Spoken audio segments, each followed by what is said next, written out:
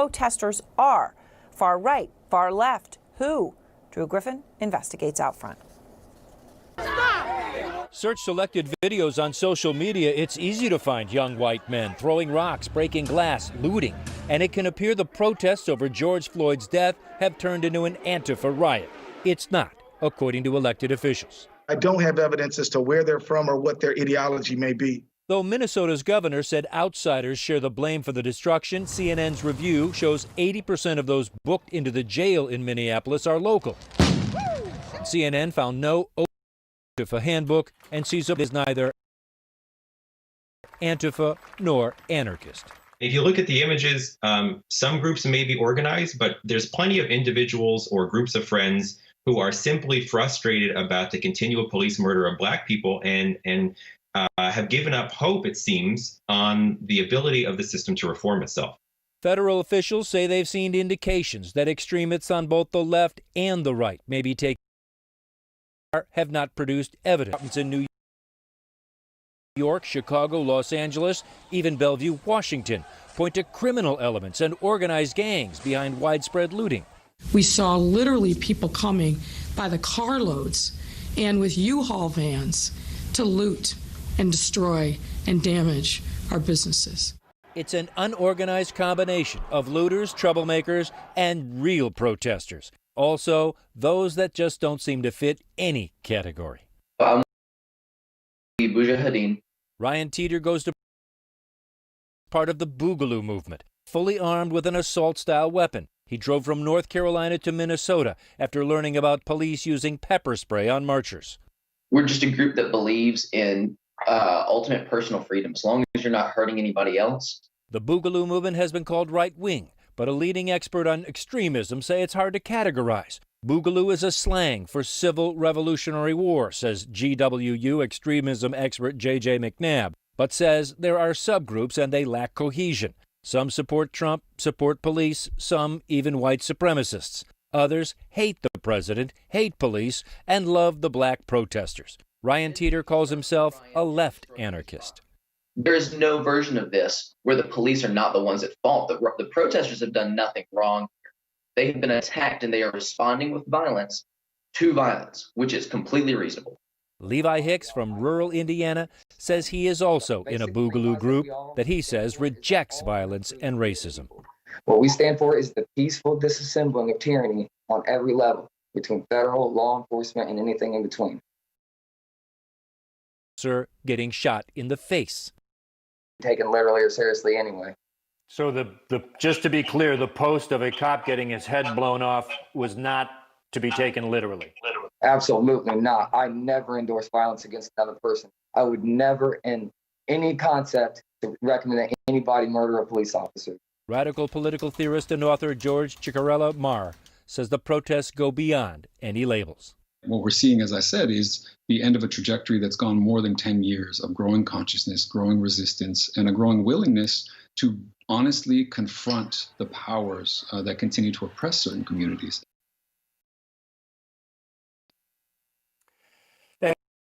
Aaron, I think we're seeing that, especially in your coverage tonight, that there is no one group here. It is all groups. It is all of us joining in this protest. And that makes it difficult for politicians, especially those who try to label and divide groups, from taking this seriously. All right, Drew Griffin, thank you very much. As you see, protests in New York here about 20 minutes before the curfew takes effect. This hour, a warning from the Surgeon General could make the coronavirus pandemic much worse.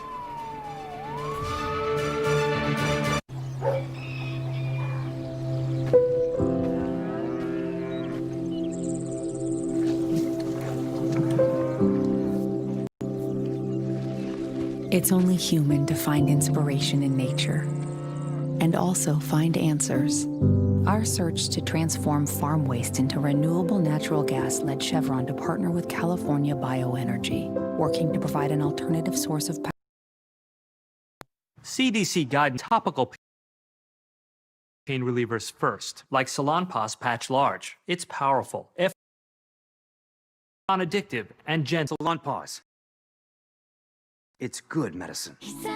Constant hand washing causes hands to dry and crack. Try O'Keefe's Working Hands. It's America's #1 hand cream for guaranteed relief of dry, cracked hands. Also available in O'Keefe's for healthy feet. Guaranteed relief for extremely dry, cracked feet.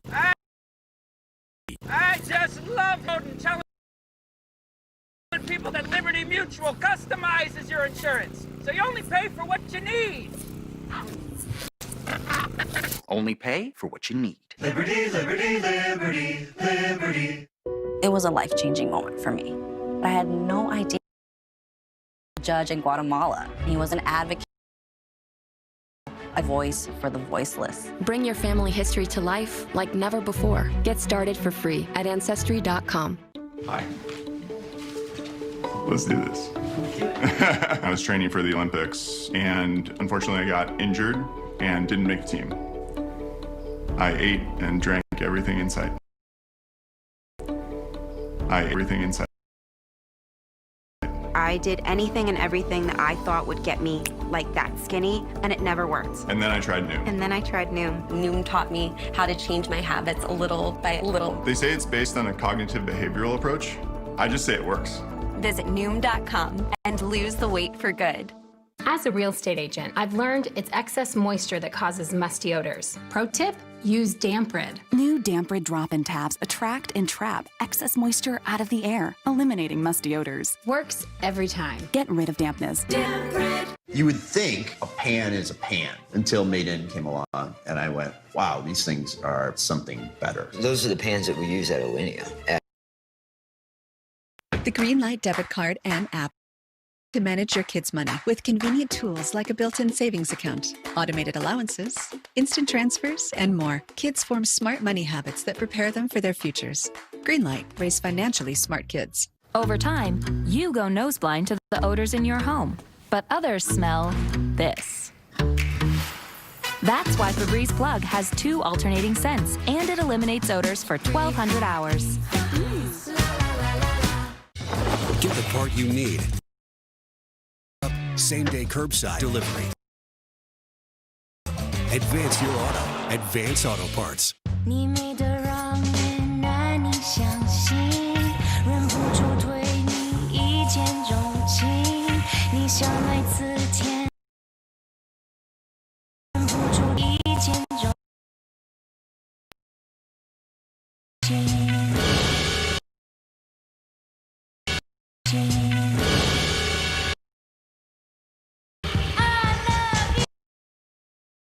Angus steak, hot off the wok,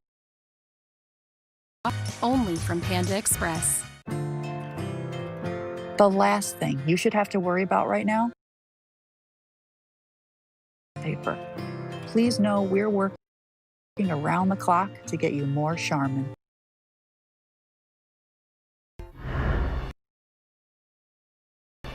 It live.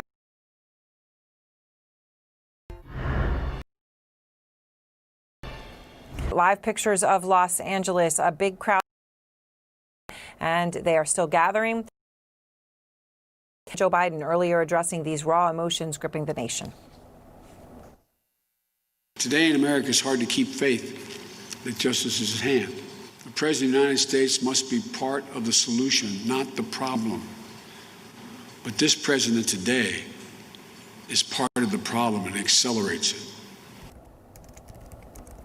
Comes amid the pandemic and the nationwide unrest.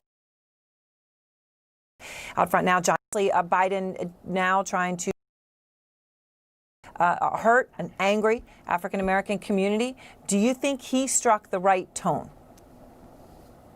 Yeah, he is sort of empathy incarnate. We have 2 very emotional men running for the presidency. One more on the anger, rage, tough side of it. The other, a kind of strength there, but it's softer. It's more in line with I feel your pain and I'm here to heal you. So it was Joe Biden at his best. If people haven't seen the speech, it's definitely worth seeing. Speech is definitely worth. So. To It's worth playing them side field for what I'm saying.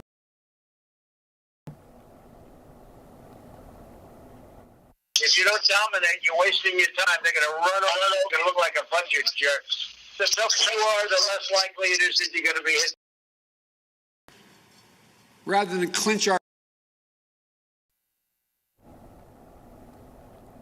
Truly, John, polar opposites in terms of the tone and the message and the approach.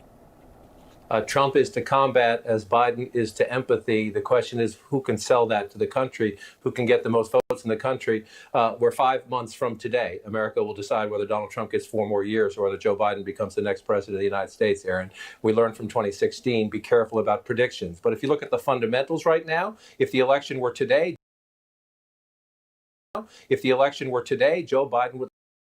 74% of Americans in the new Monmouth poll out today say the country is on the wrong track. If 3/4 of the country think the country is on the wrong track, that's not a mood that's going to have you vote for the guy in office, whether he's a Democrat or a Republican. The president's approval rating is back down into the low 40s. We've never had anything like this, but the last time we had anything something like this, 1992. George H.W. Bush, what happened that year? He had a recession. Donald Trump has a recession right now. King riots after the verdict in that beating case, racial unrest, social unrest in America. That was the last time we had a one-term president, 1992. We've had 3 two-term presidents since. When people are anxious, when people are afraid, when people are worried, they want change. And they are afraid. Largest share van to presidency. But I know you've spent a largest share van to presidency. But I know you've spent a lot of time, Van, talking to people in crucial swing states, right? Like Pennsylvania, states that Trump. What do you think is hard? Because obviously it is on that specific state level where this really matters. You know, I'm always surprised. I'm one of the few progressives. I work very closely with Trump supporters, the Trump White House, Republicans. I just refuse to be a part of the Civil War when it comes to issues I care about, like criminal justice reform, addiction, etc. Yep. I am always shocked by the tale of 2 countries when I talk to my friends on the right. For instance, everyone that I know on the left is outraged by the president's use of military force. Feels the same way about it. People have been, they've swung very hard. At first, they just were so shocked by this murder, this killing, seeing a police officer just take someone's life in that way. And they had great sympathy for the protests when they were peaceful. But as the protests have gotten more disrupted or disruptive, they have swung back. And you saw the right-wing media begin to pile on the president saying, hey, well, why aren't you doing something? Why aren't you doing something? The left-wing media laughing at the president. Why are you hiding in the bunker? And when President Trump moved, as he did yesterday, there were people who felt comforted by that. In the red of America. And so that's something that makes this thing very, very hard to predict. I think the president has a smaller base than he needs, but a very intense base. I think Biden has a broader base, but lacking in intensity. That matchup is still hard to call. So when it comes down to what you're saying tonight, John, in the midst of a pandemic, 7 states plus Washington, their primaries, what can you glean from what you get tonight in terms of this crucial 5-month timeline that you lay out, 5 months from today? Out to vote, right? But let's watch participate. We have been surprised by turnout late in the Democratic primaries. We did start to see higher turnout. Democrats weren't even sure where it was coming from, but it was higher turnout, as if a switch flipped. So let's watch who participates. Number one, let's watch if any incumbents who have primary challenges get surprised. Are we seeing that mood for change I was just talking about? Watch that. And then let's watch this experiment, Aaron. Because of the pandemic, several of the primaries being held today were supposed to be held quite some time ago. They were delayed. We're going to have a lot of absentee voting, a lot of mail-in voting, and we're going to have that in November as well. Whether the conservatives, more and more people are going to take that option to them. So let's watch the participation and watch, again, the thing I'm going to watch for are any incumbents who thought they had an easy primary ride. Do they get beat or do they get surprised in a really close race? Do we see that atmospheric of change. All right, and on that point, controversial Iowa Congressman Steve King faces a primary challenge from 4 opponents tonight. Obviously, he has become persona non grata by his own party in Washington, right? Stripped of committee. Obviously, he non grata by his own party in Washington, right? Stripped of committee assignments, shunned by his colleagues over racist comments, questioning how the term white supremacist even became offensive. He only needs 35% to win. But, you know, in the context of what we're seeing in this country, this is a very important one to watch. Van, how significant? You very rarely hear me say someone is a racist. Really say that. I might say they have a racist, attitude, or they've made a racist comment. He is a bigot. He is a through and through racist. And so for him to be real, you very rarely hear me say, I very rarely say that. I might say they have a racist, attitude, or they've made a racist comment.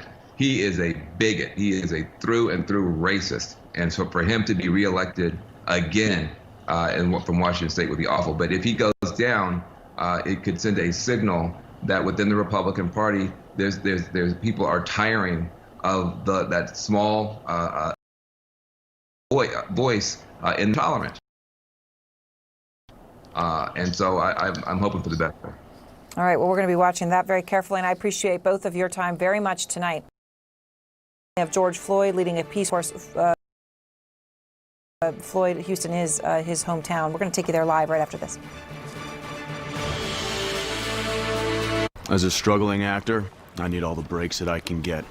At Liberty Buchamug. Cut. Liberty Bibbity. Cut. We'll dub it. Liberty Mutual customizes your car insurance so you only pay for what you need. Only pay for what you need. Liberty, liberty, liberty, liberty. Constant hand washing causes hands to dry and crack. Try O'Keefe's Working Hands. It's America's #1 hand cream for guaranteed #1 hand cream for dry, cracked hands. Also available in O'Keefe's for healthy feet. Guaranteed relief for extremely dry, cracked feet. Dad, I'm scared. It's only human to care for those we love and also help light their way. It's why last year Chevron invested over $10 billion to bring affordable, reliable, ever cleaner energy to America. As a real estate agent, I've learned it's excess moisture that causes musty odors. Pro tip, use Damp Rid. New Damp Rid drop-in tabs attract and trap excess moisture out of the air, eliminating musty every time. Get rid of dampness. Damp Rid.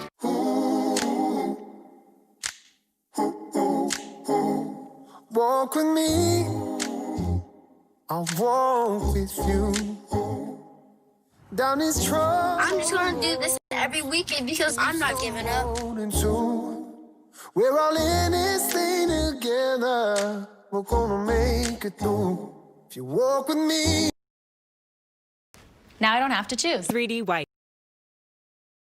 It removes up to 95% of surface stains and strengthens enamel. From the #1 toothpaste brand in America, Crest. These days, it's anything but business as usual. That's why working together is more important than ever. AT&T is committed to keeping you connected so you can keep your patients cared for, your customers served, your students inspired, and your employees closer than ever. Network is resilient. Our people, our job is to keep your business connected. It's what we've always done. It's what we'll always do. We're in the neighborhood where George Floyd lost his life. I'm Miguel Marquez in Minneapolis, Minnesota. In Atlanta, Georgia. In Los Angeles. New York City. In Washington, D.C. And this. And this. And this is CNN. Coronavirus. Stay informed with the facts. Join Dr. Sanjay Gupta. We truly are all in this together. For CNN's new podcast, Coronavirus, Fact versus Fiction. Listen wherever you get your podcasts. Have you heard? Home Chef is the only leading meal kit with oven-ready meals. And with new menu options available each week, Oven Ready is a deliciously simple dinner solution you've got to try.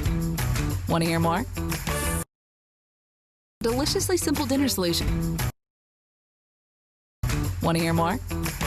Every oven-ready meal arrives with pre-chopped ingredients in a ready-to-cook tin that makes cooking and cleanup easy. So say goodbye to cleanup duty and hello to oven-ready meals. And new recipes every week. Get $30 off your first month. Delicious, meat simple. Gravity. The original weighted blanket for sleep, stress, and anxiety. Gravity is the only weighted blanket demonstrated and reduce stress. Now available. If you've got a military, first responder, or law enforcement background, GovX.com is for you. Members save on epic brands and the gear they need. Visit GovX.com. Anderson Cooper 360, next on CNN. Breaking news, those are live pictures. Breaking news, those are live pictures. George Floyd's hometown, where one of the public memorials for him will take place next week. Our Ed Lavandera is there with these protests tonight. And Ed, what are you seeing?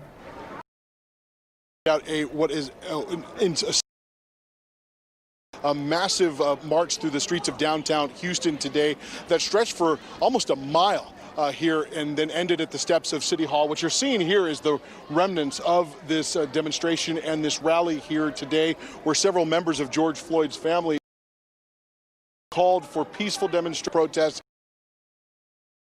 across the country. And this is, actually seems relatively harmless here at this point. This is the remnants of the demonstrators and protesters who have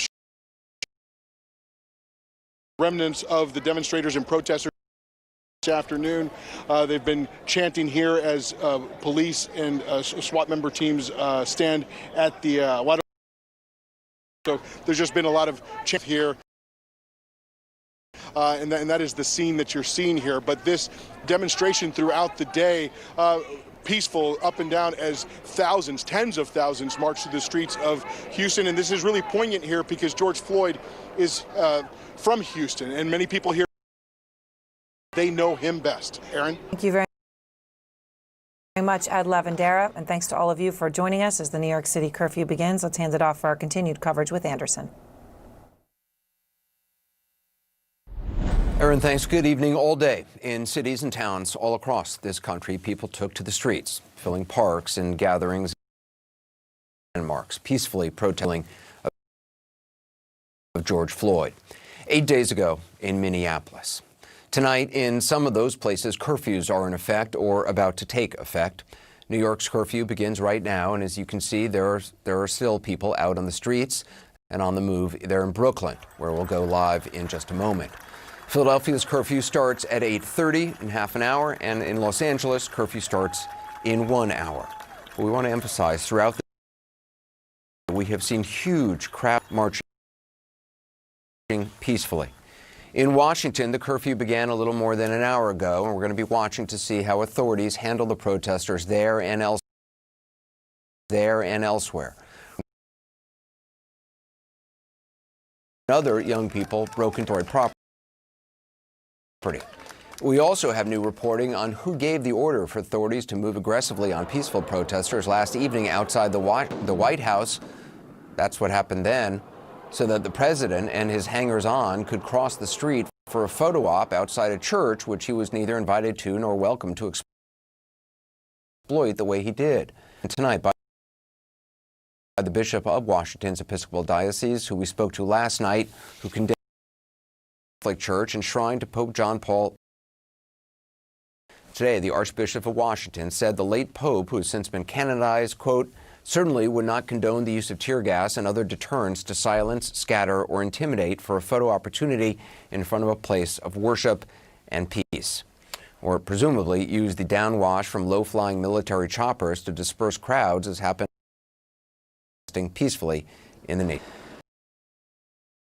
As we said at the top, a curfew is now in effect in New York City after a day of large and peaceful daytime demonstrations. Last night, it gave way to vandalism and break-ins at retail establishments, including Macy's flagship store in Midtown Manhattan. Earlier today, the president lashed out at New York's governor for his decision to leave responsibility for protecting property and lives and enforcing the curfew to the New York City Police Department and not bring in the National Guard. Quoting now from the president's tweet, New York the radical left and all low-life and scum. The governor refuses to accept my offer of a dominating National Guard. NYC was ripped to pieces. New York's Governor Andrew Cuomo also criticized the mayor of New York City, Bill de Blasio, for his handling of last night, calling it inexcusable. CNN's doing the protest throughout the day. Jason, 8 p.m. curfew is now in effect. Talk about what you've seen throughout the day, what you're seeing now on the streets. Well, right now we're in downtown Brooklyn in front of the Barclays Center where thousands of people have gathered, Anderson, much like we saw last night, and are defying this curfew. They're just starting to march. What happened out here today, thousands of people who gathered and said that they wanted to honor George Floyd. A number of the speakers stood up and spoke out against the looting, spoke out against vandalism, and said that they wanted to honor a man who lost his life. Thousands of people who defied. They continued to march until about 1 a.m. Throughout that whole time, there were a number of police, as you can imagine, and the tactic was to hang back and to allow the demonstrators to voice what they wanted to, but not to interact with them as much as they could. And that worked last night. That was last night. Tonight's a different night. We now have the curfew again in place. Last night it was at 11. Tonight it's at 8. And again, you have thousands of people who are again marching the streets, calling this again an act of civil disobedience. The question is, what happens tonight? What will the police tactic be tonight? And it's anyone's guess tonight. And it's really, I mean, obviously the police are going to look at the crowd, feel out the crowd, see how things develop.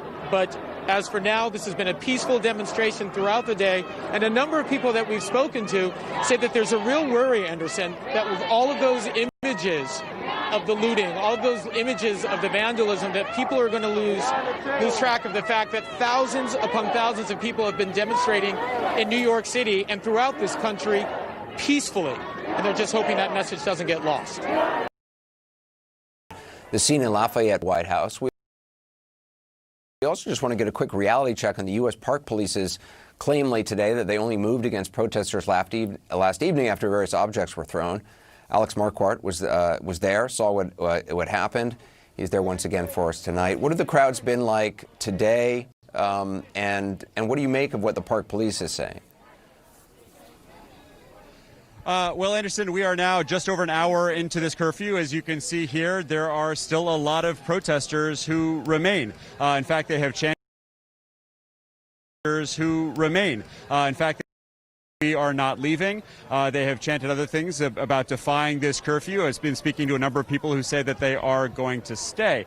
They are pressed right up against this new fence out of steel.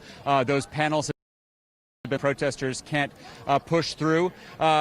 There have been a few people who have sort of started rocking them back and forth, and then they were reprimanded by other protesters, and that just goes to show that the vast majority of people here want to keep this peaceful.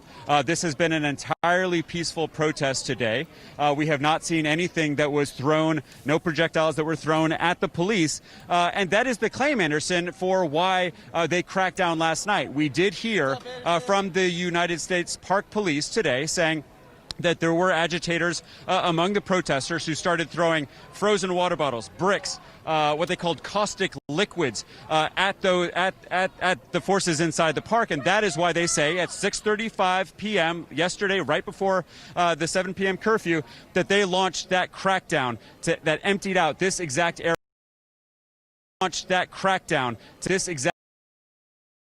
area. Where we are standing. Now, our CNN team, we did not see anything like that. It was an entirely peaceful protest as far as we could tell. We didn't see anything thrown. What we did see, Anderson, was right as the president was walking into the Rose Garden to say that he was the president of law and order, we saw forces from the U.S. Park Police sweep down 8th Street right here, firing all kinds of projectiles that made protesters cough and choke. They fired pepper rounds, flashbangs. Those streets that had been emptied of the... We would later find out, as you know, Anderson, that was because the president was disappointed, angered by the coverage of him having to go into a bunker on Friday night as protesters started up here in Washington, D.C. He wanted to be seen outside of the White House. So the Park Police cleared this entire area last night, and he walked across Lafayette Park right here from the White House. You can see it right there, walking the length of Lafayette Park over to St. John's Church, which is right there, for that photo op in which he held up the Bible. When asked whether it was his Bible, he just said it was a Bible. So now this curfew is in effect. This crowd has dramatically thinned out, Anderson, in just the past few moments. Around half, I would say, have left. It's unclear where they went. I don't think it was in response to this curfew. They wanted to march, but there is still a significant crowd here. And we will see whether there is any law, whether law enforcement, and we will see whether is any law, whether law enforcement decides to enforce this curfew. Of course, it is a city curfew, so that would be the D.C. police, whose decision it would be to clear these people out. I imagine they are in these streets around us, but I haven't seen them. But anyway, the mayor of D.C. said that what she saw last night, she was outraged by, she was stunned by, and the chief of police here said it made his job much easier, Anderson. All right, Alex Marquardt. Alex, thanks very much. Much more difficult, I'm sorry. Much more difficult, yeah, that's what I thought. Much more now on what we're now just learning about who is behind the publicity stunt at the church. CNN's Jim Acosta has those late details, joins us now. So explain, I understand you have new reporting about exactly how this surreal idea to visit St. John's Church last night came about. That's right, Anderson. Hearing from two senior White House to visit St. John's, and that some of the top members of the very close people who are in his team helped him hatch this plan. People like his communications advisor, Hope Hicks, Jared Kushner and Ivanka Trump, Mark Meadows, the White House chief of staff, all essentially helped the president implement this plan and put it into place. The decision came down about 1 o'clock yesterday afternoon, I'm told, and that initially the planning was for the administration to simply establish a security perimeter around the White House neighborhood. This was largely in church, but then the president of a church visit yesterday afternoon, and then administration officials jumped into place to start putting that plan into action. Now, Anderson, the other thing we should point out is there are some inconsistencies in what we're hearing from officials. You heard Alexander Marquardt say a few moments ago that Park Police are saying, well, they used some of these harsh tactics yesterday because protesters were being violent. Obviously, many journalists out there, including reporters from CNN, are saying they didn't see any acts of violence against these police officers. But Anderson, obviously, if the president wants to visit a church outside of Lafayette Park, that park is going to have to be cleared. And I think the question has to be asked, well, what did they expect to happen when they try to clear a park so quickly? So the president, publicity stunt, a photo opportunity outside of that church. I talked to one White House official earlier today who was doing some second guessing and saying, listen, this should have been done hours earlier in the day. Had they gone out hours earlier in the day and established this security perimeter, you would not have had the ugly scene potentially that we saw later on in the evening when more people show up. Jim, it's interesting, though. I've been following some coverage among, president supporters on Twitter and stuff, and it's being portrayed as, he's this tough guy who is, he's not cowering in a bunker. He's this tough guy who decides to meander over with his, gaggle to this church, and so they clear it out, and that just shows how tough he is. I find it fascinating that Ivanka Trump and Jeff not to actually get involved in the photo op itself. When the president came out and stand with, they're nowhere to be seen. They clearly, that's right, have their eye on the future. Our understanding is that the president was sort of motioning people to come over and stand together with him for this photo opportunity, and there's Mark Meadows, the chief of staff, reluctantly moving into place. Mark Meadows there on the right, the chief of staff's kind of looking at the church as if there's a point for them to be there when there's really no point other than that photo. And I know Kellyanne Conway has denied that this was a photo op. That is the definition of a photo op. And the fact that That's somebody right. encouraged the president to actually say something, and you can see the president going, shh, because he had nothing to say. That's right. And I will tell you, I talked to a Trump advisor who advises the White House in the campaign earlier this evening, who questioned the idea of even going to the church for this photo opportunity. The president is not known to be a man of faith, of deep faith. He occasionally gets things wrong when it comes to references to the Bible. Now, you don't want to question anybody's, but this advisor was essentially saying sarcastically, why would the president go to a church? Talk to White House officials, they say it's because he was disturbed by the scene at the church. But of course, as you know, Anderson, the president's Christian conservative evangelical base is a huge part of their plan to get reelected come November. And so it does make sense that he would make that journey. Makes sense that he would make that journey out there. Let's not, dance around it. It's the most obvious political, it's the easiest political play for him to make. He's the law and order guy, and he's, standing outside a church, holding a Bible that his daughter carried over for him and handed him, and then probably took back in her purse, and who knows where that Bible is now. And if you talk to these officials this evening, they say they still feel good about it, despite that ugly scene out there last night. They still feel good about it. In the words of this one White House official, they feel good that they, quote, restored law and order. The president's tweeting tonight that Washington, D.C. was the safest place on earth last night, not for the protesters, Anderson. The idea that they restored law and order, again, we mentioned this last night, but, the president talks about himself as law and order. Law and order is what peaceful protesters are actually asking for. It's what black Americans are actually asking for, equal treatment under the law. That will bring about law and order. It is not law and order when one group of people is being dominated and repressed and treated differently by law enforcement, that on a routine basis. That's not law and order of being our, quote unquote, our president, when in fact that is what peaceful protesters are actually wanting. They are wanting equal justice under the law. And that law and order to a lot of those people last night felt like getting pummeled by police officers and getting gassed out of an area in a very violent way. It didn't feel like law and order to them, that's for sure. Yeah. Jim Acosta, thanks very much. Former President George W. Bush weighed in late today with a statement that does not mention President Trump by name, but minces no words. One passage reads, quote, "This tragedy, in a long series of similar tragedies, raises a long overdue question." He's talking about the killing of George Floyd. "How do we end systematic racism in our society?" the former president asked. "The only way to see ourselves in a true light is to listen to the voices of so many who are hurt and grieving. Those who set out to silence those voices do not understand the meaning of America or how it becomes a better place." He went on to say, and I quote, "The doctrine and habits of racial superiority, which once nearly split our country, still threaten our union." Just before airtime, Clyburn. Clyburn, you've been involved in the civil rights movement your entire life. When you see the images of protesters across the country, today we saw in city after city people peacefully, by and large, protesting. What do you think? How does this moment feel to you?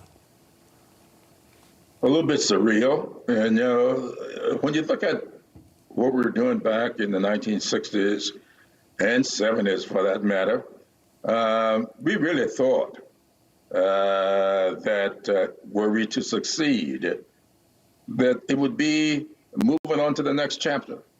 And I thought that for a long time. But the more I studied history and the longer I began to see that in this country, things move like a pendulum on the clock.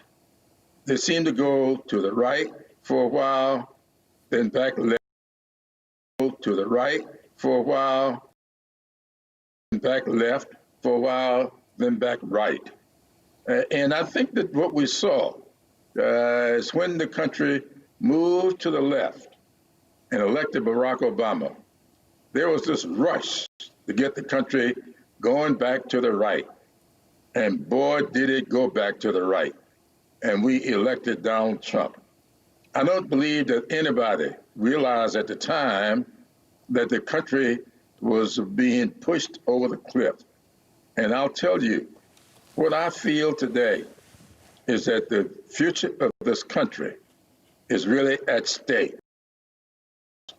It leads me to believe, my study of history, that this country is at a crossroads. And if we don't choose wisely between now and the end of this year, I think that we're seeing the demise of the greatest democracy there ever on earth. You believe the stakes are that high? Ever on earth. You believe the stakes are that high, that is the alternative? Yes, I do believe that. And one of the reasons we study history is hopefully to, if you fail to learn the lessons of history, you're bound to repeat them. So the question is, have we learned any lessons of our history? We seem not to be learning any lessons. And if we don't learn them, then we're going to repeat that.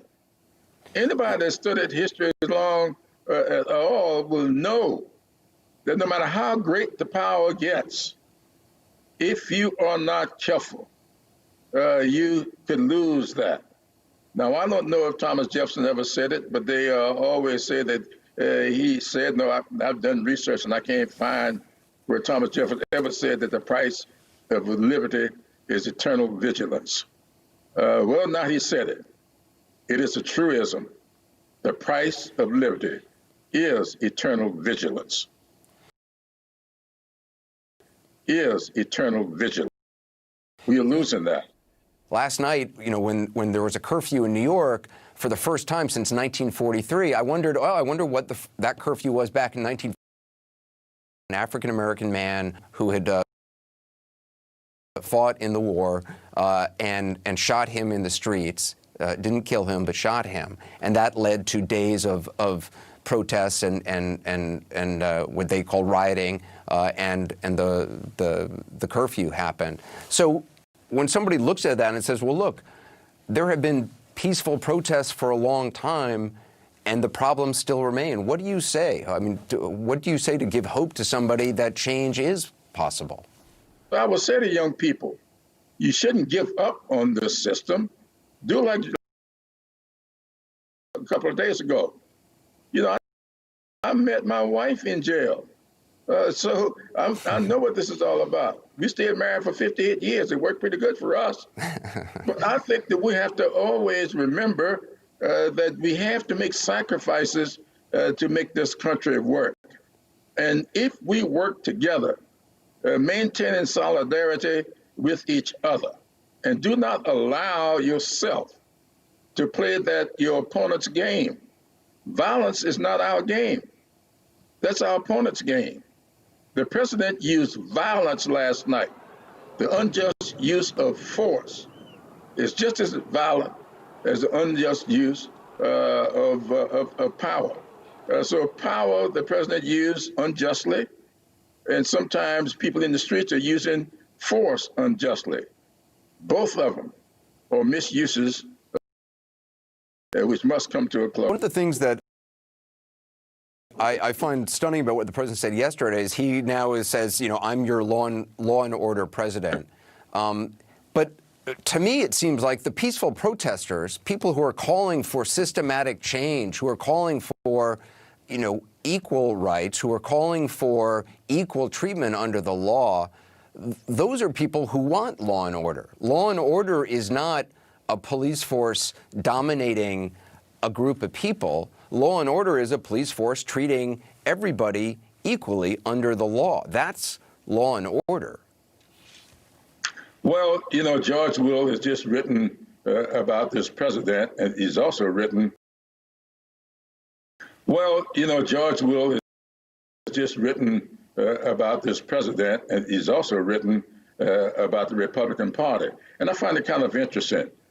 When I call for this country, justice for all, Pledge of Allegiance,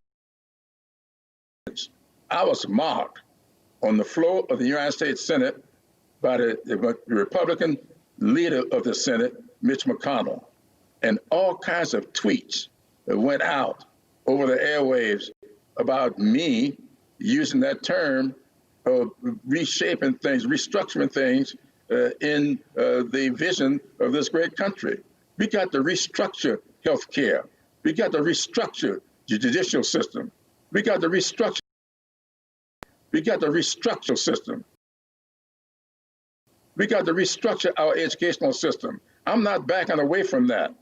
And I'm not going to stop because people mock that. When I called for investing in low-income communities, I came up with my 10, 20, 30 formula. Spend at least 10% of this money, where 20% or more of the population is stuck beneath the poverty level for the last 30 years. I've been mocked by people for doing that. Yet some people say that's a good way to address the question of reparations. If we stop mocking people and just look at what he's doing, he insults people. And now he's using violence against peaceful protesters. This president is taking this country to a place that none of us ever thought we would see. And I would hope the Republican Party will wake up. I would hope the people of this country will wake up before it's too late. Congressman Clyburn, I appreciate your time. Thank you. Thank you. Another voice has just weighed in on the president's threat to send active duty troops into American cities, or as Defense Secretary Esper said in a conference call on Monday, quote, to dominate the battle space. Talking about American streets, the battle space. First, just let that sink in. None of this is sitting well with retired Admiral Mike Mullen, a former chairman of the Joint Chiefs of Staff under Presidents George W. Bush and Barack Obama. In an op-ed for The Atlantic, he writes, quote, our fellow citizens are not the enemy and must never become so. He adds, even in the midst of the carnage we are witnessing, we must endeavor to see American cities and towns as our homes and neighborhoods. They are not to be dominated and must never become so. It's the former chairman of the Joint Chiefs. Much more ahead tonight as curfews take effect across the country. Coming up next, the attorney for George Floyd's family joins us to talk about possible charges against the other 3 officers. They've already been fired but not charged. We'll talk about that with Mr. Crump. Later, the Episcopal Bishop of exploitation of one of the churches she oversees, and the president's equal. That and more as we.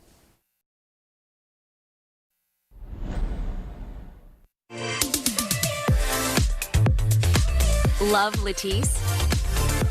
Now, with free 2-day ship, get the Latisse you love and more with Rory. Get started with your free online visit today at hellorory.com/TV. At Mercedes-Benz, nothing less than world-class service will do. That's why we're expanding your range of choices. Many dealers now offer optional pickup and delivery, whether you visit your local dealer or home. You can count on the very highest level of service. Whether you visit your local dealer or prefer the comfort, you can count on the very highest level of service on any model.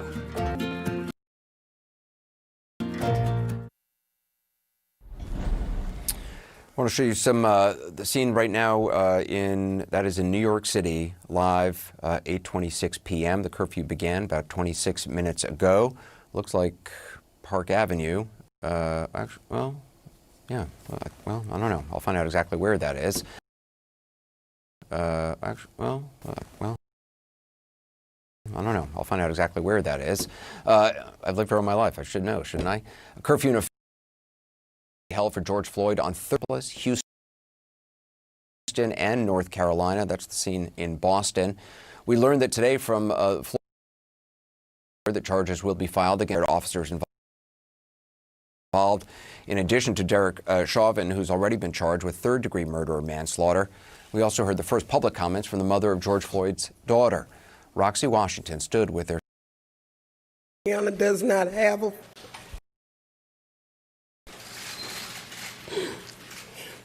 He will never see her grow up, graduate. He will never walk her down the aisle. If it's a problem she's having and she needs her dad, needs her dad not have that anymore.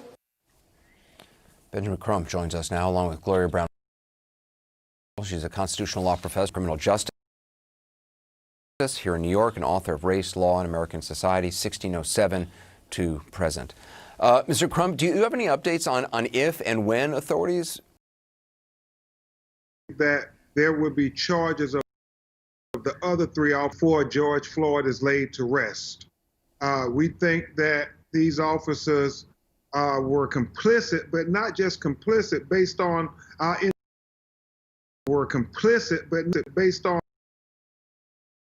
our independent autopsy.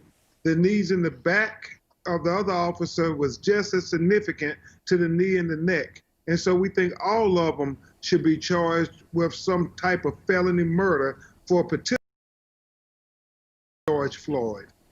And Mr. You and the Floyd family want Officer Chauvin charged first-degree murder, which he wasn't. First-degree murder requires planning, premeditation, and I understand the idea of wanting a tough charge in order to gain leverage, perhaps in a subsequent deal. But do you believe there was planning and premeditation in the killing of Mr. Floyd? Well, all we know is this. Based on the video, when you look at the video for yourself, he's on his neck for 9 minutes. There's the audio now, Anderson, that we know one of the officers proclaims he doesn't have a pulse. Maybe we should turn him on his side. Officer Chauvin says, no, we'll keep him in this position. And then after he is unconscious, they stay on him for more intent. Telling you he doesn't have a pulse. People are telling you you're killing him. He needed to take a breath, and they didn't have the humanity to allow him to get his first-degree murder. That's how the George Floyd all across the world. Brown Marshall, prosecutors all the time, charge people with very, very tough charges, knowing that there will be some sort of discussion down the road to intimidate people who, is to fight back against this. What do you make of prosecutors using already going for third-degree murder?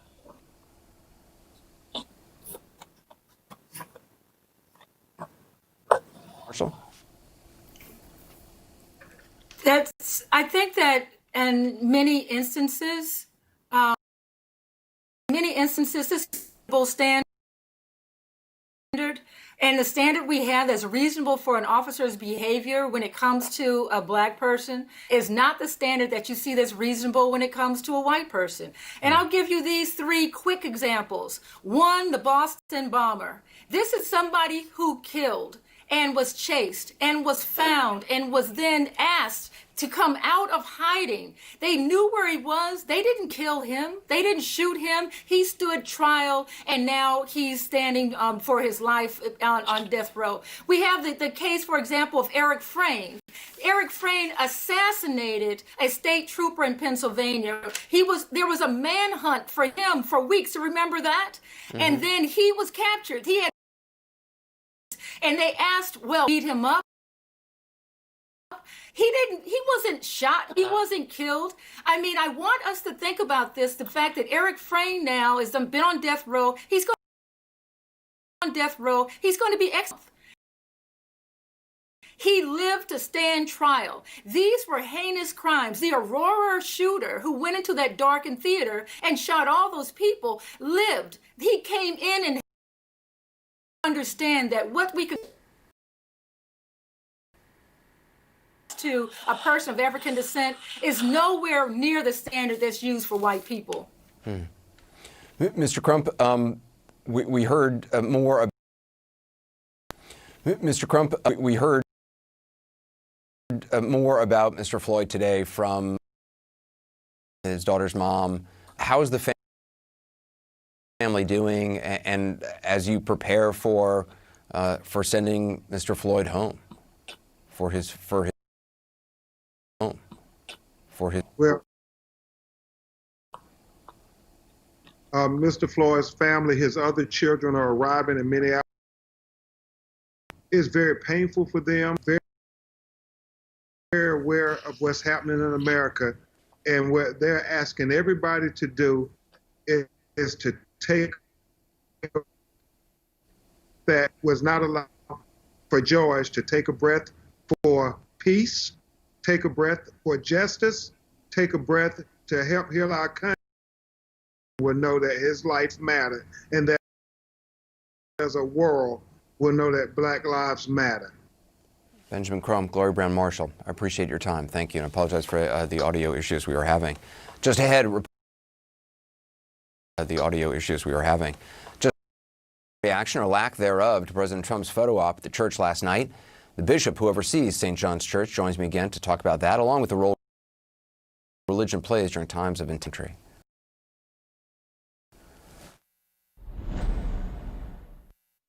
Carvana's had a lot of firsts. 100% online car buying, car vending machines, and now putting you that customize your down payment. And these aren't made up numbers. It's what you'll really pay, right down to the penny.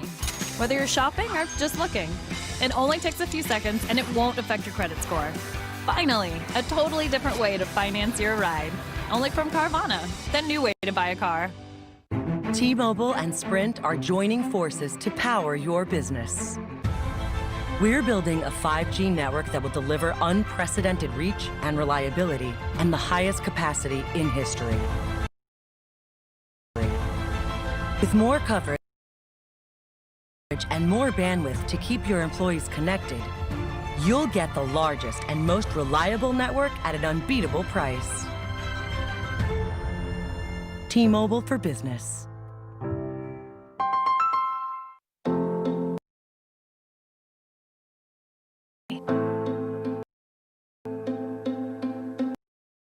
Find things to remember. Share. Find the bright side. Find connection. You can find it all if you just know where to look. Shop Etsy. Find joy. Tomorrow, the college students who faced a frightening assault from police tell their story. Start your day with the facts, the experts, the truth. Start your day with Allison Camerata and John Berman on New Day. Tomorrow, starting at 5 on CNN. When we started our business, we were paying like an arm and a leg for the postage. I remember setting up ShipStation. I think it was just like 1 or 2 clicks. Everything was up and running. I was printing out labels and saving money. ShipStation saves us so much time. It makes it really easy and seamless. Pick an order, print everything you need, slap the label onto the box, and it's ready to go. Our cost for shipping, like, we're cut in half, just like that. ShipStation, the #1 choice of online sellers. Go to ShipStation.com/ 100% organic, so incredibly soft. Your bed becomes your happy place. When you're cozied up in beautifully made, stunningly soft sheets, there's no place you'd rather. There's no place. So, yeah, we don't make mornings any easier, but we do make them better. Try getting out of Boll & Branch sheets risk-free for 30 mornings. This is CNN, the world's news network. The protests in Washington, D.C. tonight are a far cry from last night.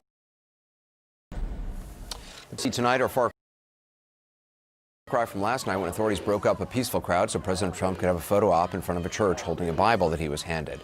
A few Republicans today, like Senators Tim avoiding answering altogether. Senate Majority Leader Mitch McConnell said avoiding answering altogether. Senate Majority Leader Mitch McConnell said, quote, "I'm not going to critique other people's performances." Back with me again tonight, Bishop who oversees the church that the president used as that photo op last night. Bishop, thanks so much for being with us. We spoke last night. You were very upset or angry, I guess you could say, disappointed at what the president did. Today, you went to the National Shrine of St. John Paul II on the heels of the photo op at St. John's Episcopal Church last night. I'm wondering what you make now, 24 hours later, of what the president is doing. It's good evening, Anderson. Great to be with you again. I have to defer to my colleague and friend, Archbishop Gregory, who spoke on behalf of his church, expressing the same confusion and to statements that are antithetical to the faith. And he couldn't understand why the president would go 2 weeks after John Paul's death to pay his respects and to place himself before the shrine of the former pope. So I can't speak to that at all. It strikes me as perplexing. Similarly, they had no idea that he was doing what he was doing, as neither did we. It didn't seem to be an expression or of solidarity with faith. It seemed to be, as we've said before, an opportunity to clothe himself in the mantle of spiritual symbols and locations to, in some way, bolster authority and message. And that is what have separated ourselves, making the distinction that we have no part in that and we reject that association. I mean, it's one thing if, a politician goes to a church service or goes to a confessional or, interacts with a religious, with the pastor and has an actual conversation or, talks about their faith as a way of connecting and reaching out with the faith of many other Americans in all its different forms. And yet this was not any of that. It was clearly political, designed to send a message to today, and not immediately obviously did any praying. He certainly didn't last night. Across the spectrum of faith, who have my lack of welcome to the president, as if to imply that we were not welcoming of his presence in the church. I mean, I was just very clear that the president is always welcome to pray. The president is always welcome to do the things that you described, which is what we all do when we gather in Christian community or when we pay our respects in a spiritual context. But as you said, he did none of those things. He didn't open and read from the Bible that he held. He did not engage us with a spiritual message of consolation or of exhortation. He did not greet us. There was no interaction whatsoever. And so it's impossible to interpret, from my perspective, it's impossible to interpret what he did in light of an expression of faith, but more as as I said before, as a way to clothe himself in a different purpose. And if you have to people's bodies in order to get to a photo op, that obviously adds a whole other layer to it. I mean, you're trampling on people, hitting people with sticks, dispersing what was a peaceful crowd. I mean, let's just talk just in general, bigger picture, because I thought you were very eloquent on this last night about where we are as a country. The faith community has played such an important role in the civil rights movement, and that continues.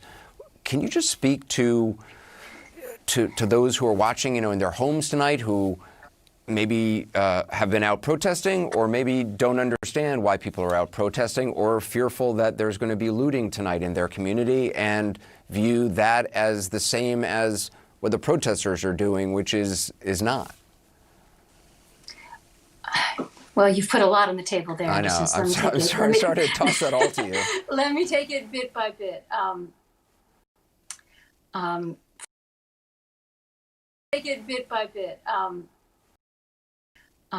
First of all, people of faith, we show up everywhere, right? We show up on every spectrum. We show up on every side of every struggle. Yes, we were involved in civil rights. Some of my predecessors were some of the strongest resistors to civil rights. And so you can't just say because we're people of faith or because we're religious, we're going to take things one way or another.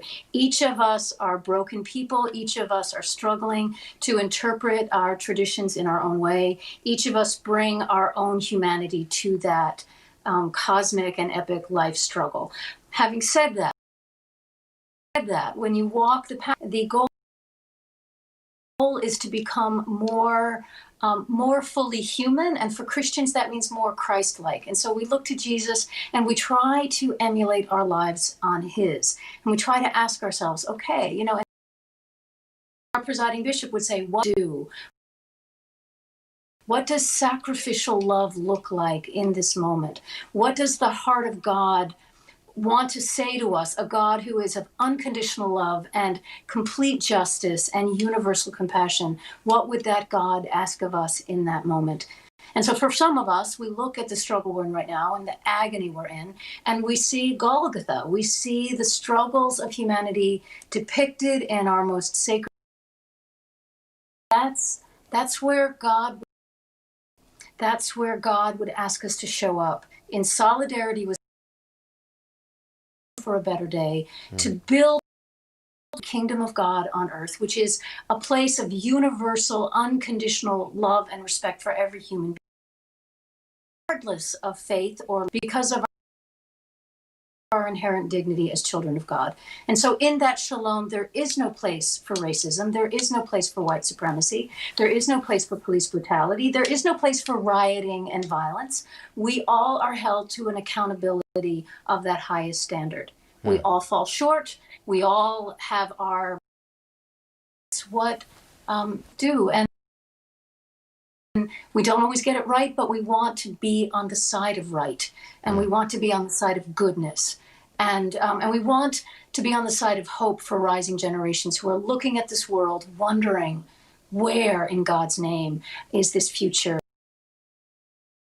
Even in the midst of this, even showing on your screen right now, there is hope and there is love and there is joy to be had in this world, and for that and stand for it.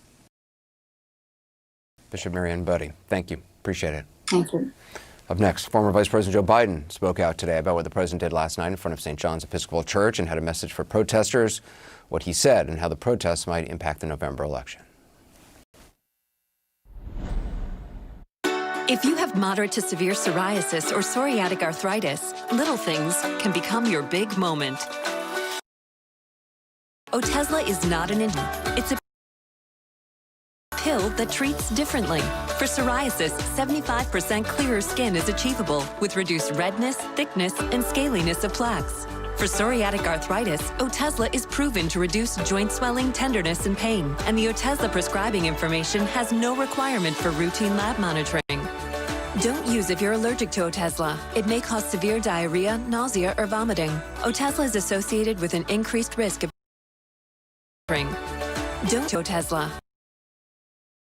It may cause severe diarrhea, nausea, or vomiting. Otezla is associated with depression or suicidal thoughts, or if some people taking Otezla reported weight loss. Your doctor should monitor your weight and may stop treatment. Upper respiratory tract infection and headache may occur. Tell your doctor about your medicines and if you're pregnant or planning to be.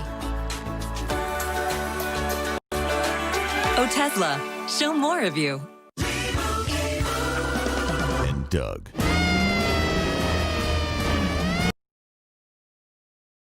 I can save you! Lots of money with Liberty Mutual! We customize your car insurance so you only pay for what you need!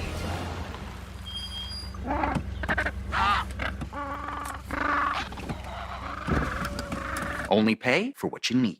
Liberty, liberty, liberty, liberty. I'm nervous. Let's see how this goes. Hey! So glad I met you. I want to show you my balcony too. Oh, it's so pretty. Really fry up the outsides of it.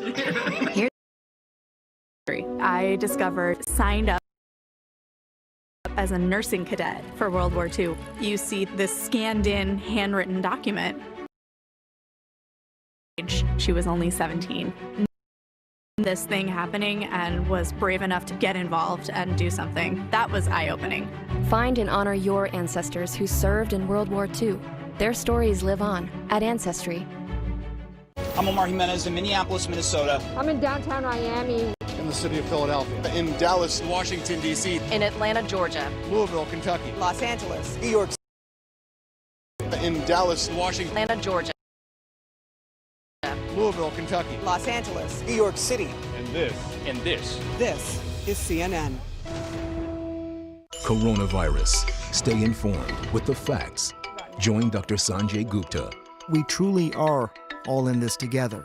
For CNN's new podcast, Coronavirus, Fact versus Fiction. Listen wherever you get your podcasts.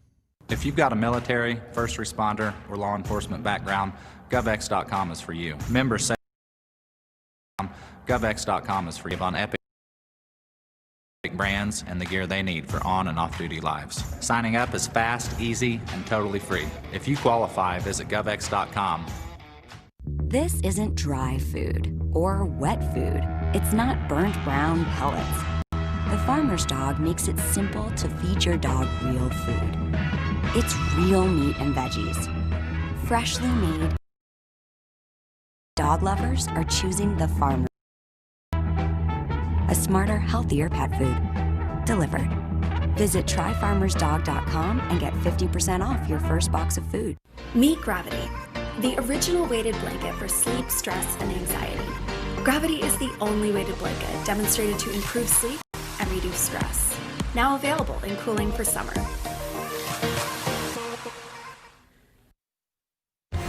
I'm Sarah Seidner in Minneapolis. This is CNN.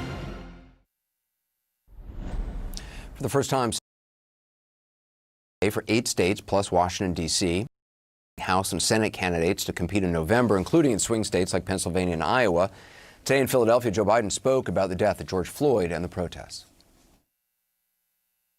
I can't breathe. I can't breathe.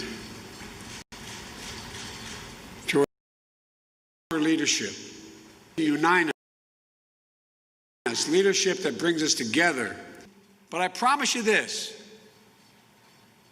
I won't traffic in fear and division. I won't fan the flames of hate.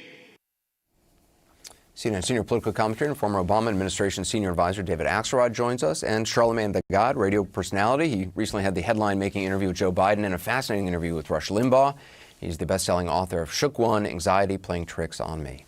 Charlemagne, the Joe Biden that's recently emerged after being mostly in his home in Delaware for the last couple of months, I'm wondering what you make of the contrast he's attempting to draw with President Trump. First, thank you for having me. The contrast he's trying to make with President Trump, I think he did very well today in Philadelphia. You know, he said a lot of things that I wanted to hear. And I know it's dream selling season and politicians say what they need to really lean in. Like to me, it's like this. If Barack Obama was JFK, then Joe Biden needs to be Lyndon B. Johnson. You know, he has the opportunity to be as progressive as Lyndon B. Johnson. Lyndon B. Johnson may have been, labeled a racist, but his record doesn't reflect that. You know, LBJ's record shows that he has like the most effective progressive record on race and class of any Democratic president of the past 80 years. So I think, Biden's record in the Senate actually reflects very racist legislation, but he has a chance by black people. Can do that? Well, I think he can, and I think he because I think the situation, the things that used to be called progressive now appear pragmatic. There have to be problems that have been laid bare by this economic situation that is going to continue to plague this country into his campaign to begin to unravel, I should say, plans that are large in scope and ambitious and get to some of the root causes of the problems that have drawn people to the streets, these historic problems. Sure. I mean, I think there's a lot of Democrats who maybe see these large crowds of people protesting peacefully in the streets day after day after day and think, well, this election, it's obviously going to go for the Democrats,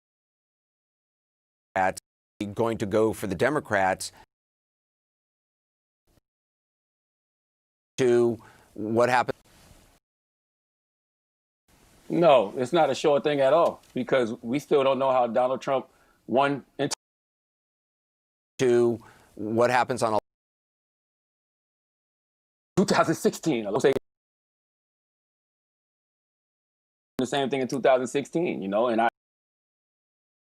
I think that the same thing in 2016, that's why it's very important for Joe Biden to like really sisters as his running mate, Harris, Val Demings, Keisha Lance Bottoms, Stacey Abrams. He's already committed to putting a black woman on the Supreme Court, which would be his, Lyndon B. Johnson, Thurgood Marshall moment. Like, if this country wants to get his soul right, like he said that the soul of the country is at stake, he really has to lean into the black community. He has to be the white guy who's willing to relinquish power privilege allows him. As long as there's a system of white supremacy, there's going to always be oppression. And if we don't have elected officials who are willing to dismantle the mechanism of white supremacy, if we don't have elected officials who are willing to change legislation that disproportionately impacts black folks, it won't matter, and he's going to have trouble in November. David, do you see your former boss, former President Obama, getting, or what kind of role do you see him having moving forward? He'll play an active role. He did in 2018. He obviously feels strongly about the importance of this election. I don't think he's going to jump out in front of the candidate. Ultimately, Joe Biden's the man who's running for president, and he's going to have to carry a lot of the load here. And this was an important moment today, Anderson, because he stepped out at a time when the country really needed to hear from him, and he made a very powerful speech, and it was made more powerful in juxtaposition with what we saw last night, where it's very hard to be the president of law and order when you're holding a can of rhetorical kerosene in your hand. And that's what we saw last night. And we saw Biden step forward, not as the president of the United States and honestly searching for healing and understanding. And I think that's very powerful, but he's going to have to do it repeatedly, and he's going to have to be there to counter the negative energy of Donald Trump. Charlemagne, when people hear the president saying, "I'm your law and order president," the thing I don't understand is, it seems to me, one of the things that the protesters at their core are asking for is law and order. They just want the law to be equally meted. They don't want to be different under the law. They don't want law and order dominating black people. It should mean equal treatment under that law. And that will bring law, and that is what law and order is. It's really just that simple. And, David said something that's very important. He talked about healing.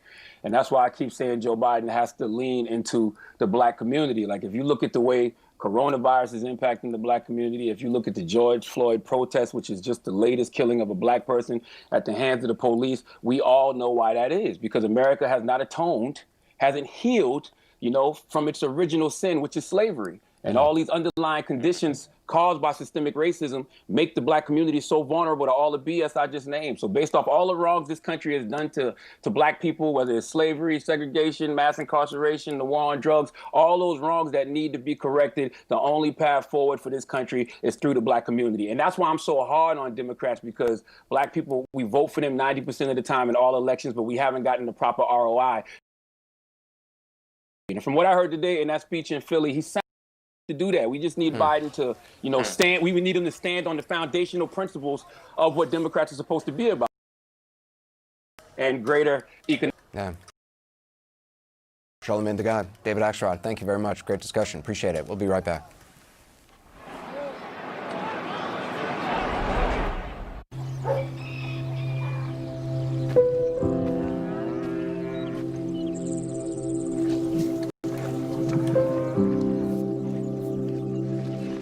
It's only human to find inspiration in nature and also find answers. Our search to transform farm waste into renewable natural gas led Chevron to partner with California Bioenergy, working to provide an alternative source of power for a cleaner way forward. With my hepatitis C, I felt I couldn't be at my best for my family. In only 8 weeks with Mavyret, I was cured. I faced reminders of my hep C every day. I worried about my hep C. But in only 8 weeks with Mavyret, I was cured. Mavyret is the only 8-week cure for all types of hep C. Before starting Mavyret, your doctor will test if you've had hepatitis B, which may flare. Test if you've had hepatitis B and cause serious liver problems during and after treatment. Tell your doctor if you've had hepatitis B, a liver or kidney transplant, other liver problems, HIV-1, or other medical conditions, and all medicines you take. Don't take Mavyret with anazanavir or rifampin, or if you've had certain liver problems. If you've had or have serious liver problems other than Hep C, there's a rare chance they may worsen. Signs of serious liver problems may include yellowing of the skin, abdominal pain or swelling, confusion, and unexplained bleeding or bruising. Tell your doctor to help.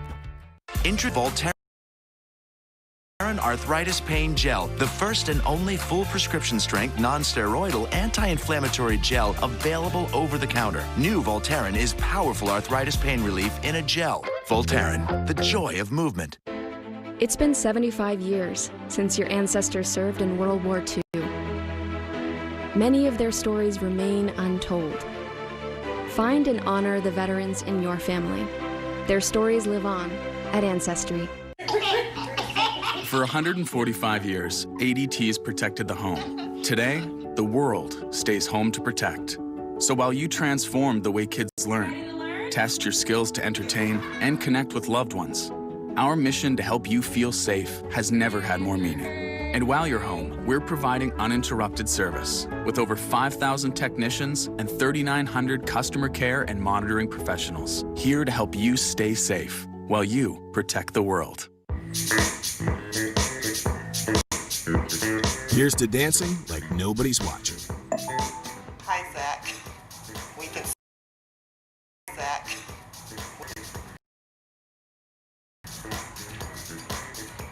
Realtor.com, the home of home search. Ta-da! Did you know Liberty Mutual customizes your car insurance so you only pay for what you need? I should get a quote. Do it. Only pay for what you need. Liberty, liberty, liberty, liberty. And we're obviously monitoring events across the country. We've been looking at, see, are those pictures, is that Atlanta now? Yeah, that's Atlanta, just about a minute away from the start of the curfew.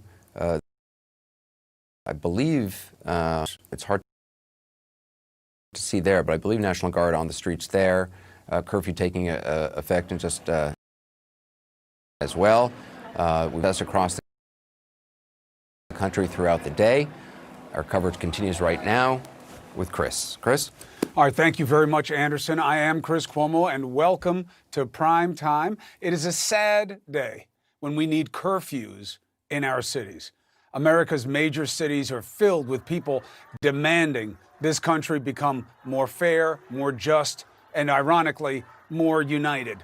Now, too many know the problem your fellow citizens. Show me where it says that polite and peaceful, because I can show you that outraged citizens are the ones who have made America what she is and led to any major milestones. Be honest, this is not a tranquil time. They're not here to make power or you or me comfortable. They're here to yell, criticize, blame, and shame. You don't have to like it.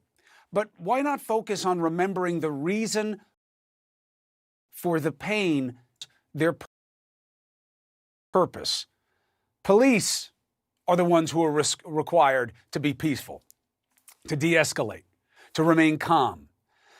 They are, in fact, trained to do exactly that. So when one kneels on someone's neck for a long time and other police don't stop obvious deadliness, that's the problem.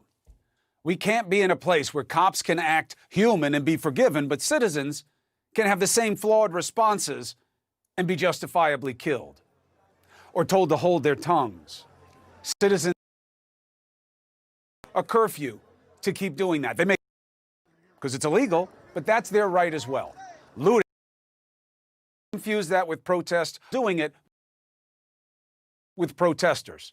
There are bad people mixed in with good people in these situations. That's the truth. We're learning it in every city. And we're watching New York City tonight especially closely, where orders went into effect an hour ago to stay off the streets after one of the wildest, most destructive nights in recent memory. This is the strictest curfew in place in the Big Apple since the race riots of 1943.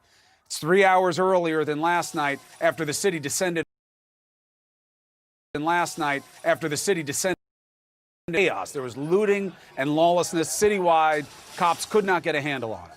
So far today, protests have been with what they are the overwhelming majority of the time everywhere. Peaceful, if you want to call it that. They're certainly not violent. But just in New York, many big cities across America, you have to see this too, there has been major unrest. What's going to happen tonight? Now, we do know that the NYPD has a different plan tonight. Joining us on the phone is the man at the head of the plan, New York City Mayor Bill de Blasio. Mr. Mayor, can you hear us? Yes, Chris. God, thank you for taking this opportunity. Eyes and ears. Do you expect tonight to be a night that is more under control for the NYPD? Absolutely. You know, I'm out now. Under control for the NYPD? Absolutely. You know, I'm out now on the Manhattan side of the Manhattan Bridge. A group of protesters have been coming across the bridge. Very different reality because of the early curfew. And, you know, Chris, I listened to your intro. I thought you said a lot of very important and powerful things that I agreed with. I just want to correct one thing, if I may, that we had a really troubling situation last night in Midtown Manhattan and in one area of the Bronx. But we had no unrest, no looting in Brooklyn and Queens. And this early curfew has made a big difference going. Streets are much more empty, huge amount of NYPD presence. We have Uber and Lyft and Via closed down because, bluntly, looters were using them. We've limited traffic below 96th Street in Manhattan to knock the looters off their game. It's a small group, Chris. It was hundreds of people, thousands, maybe a few thousand, who were there, trained criminals in many cases. And that group must be disrupted. And so far, it's been a good night. A lot of peaceful protests in the day. Much calmer situation right now, at least at this moment. Well, look, day and night are literally, as the pun goes, they're completely different from one another. And at nighttime, you definitely have the looters. You have people who mixed in, some posed as protesters during the day. The criticism last night was that there weren't enough police on the street. They weren't given enough of their tools. The plan was to be 2 nights. And when the situation, they weren't able to handle it, and that's why you had the problems in Manhattan. You know, I just want to say we made a very decision. The city and to put the curfew in place, to start it late because it was a very different situation. As you said in your intro, curfews are very rare in New York City. We were putting in place the same day. We wanted to make sure that people in neighborhoods did not get caught up in it in the wrong way. And we really, except for, so we thought we had a plan, and then suddenly this very coordinated criminal activity. So we thought we had a plan, and then suddenly this very, we've gone to the earlier curfew, p.m., so it's even before it gets dark. We're going to keep it for the whole week. Huge amount of NYPD presence. The traffic restrictions, the restrictions on the vehicles that the looters were trying to use. It's a very, very different ballgame here. So, look, I mean, I wish, Chris, and you know this well, we learn from each day. If you had asked me on Saturday, looting, it was only right. Sunday night it started. We've made the adjustment. I think this is the right approach that will help us to really lead this kind of, this moment back to a more normal place. So it looks like, Mr. Mayor, as we go now day into night when you start to see the problems, can you give me some numbers and not just quantity but qualitative differences in terms of other, not just quantity but differences in terms of other assets you'll bring to bear tonight? But let's start with the numbers. How many police uniform and otherwise did you increase on the streets? Yeah, I've spoken to Commissioner Dermot Shea of NYPD, and he is for, I think, smart, strategic, and security. Doesn't want us to be public about the exact details and numbers. What I can tell you is there's a vast presence. I mean, I'm right here in Lower Manhattan. I'm looking everywhere I see we've had over the last 5 days, and obviously they. I'm always going to try and get it for last night. As soon as we saw that looting last night, we said we need that earlier curfew. And I do think it's having a real effect. I can see that people are very conscious. 8 o'clock when I was driving around, people were like scurrying. You know, they were moving quick. Curfew because they don't have to have probable. Because by definition, being on the street in a way that is not acceptable to them is something they can stop you for. One more, I want to give you a chance. I want to give you a chance to respond to one more thing. Then I want to ask you, which is a much harder question, logistics of policing.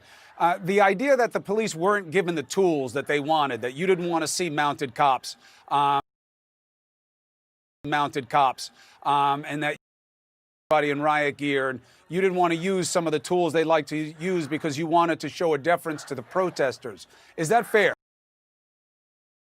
Commissioner Shea said that that was what he wanted.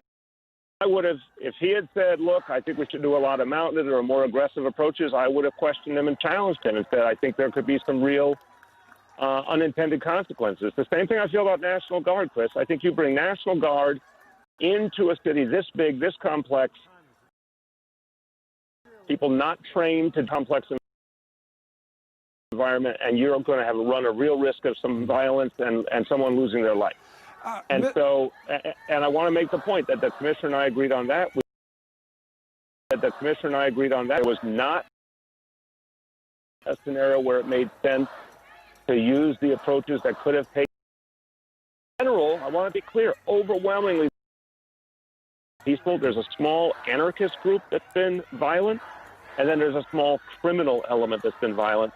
But you're talking about an infinitesimal percentage compared to the overwhelming majority of the protesters who have been peaceful. No question that overwhelmingly people are here for the right reasons, but a little people are here for the right reasons. A little group of people can do a lot of wrong. We both know that.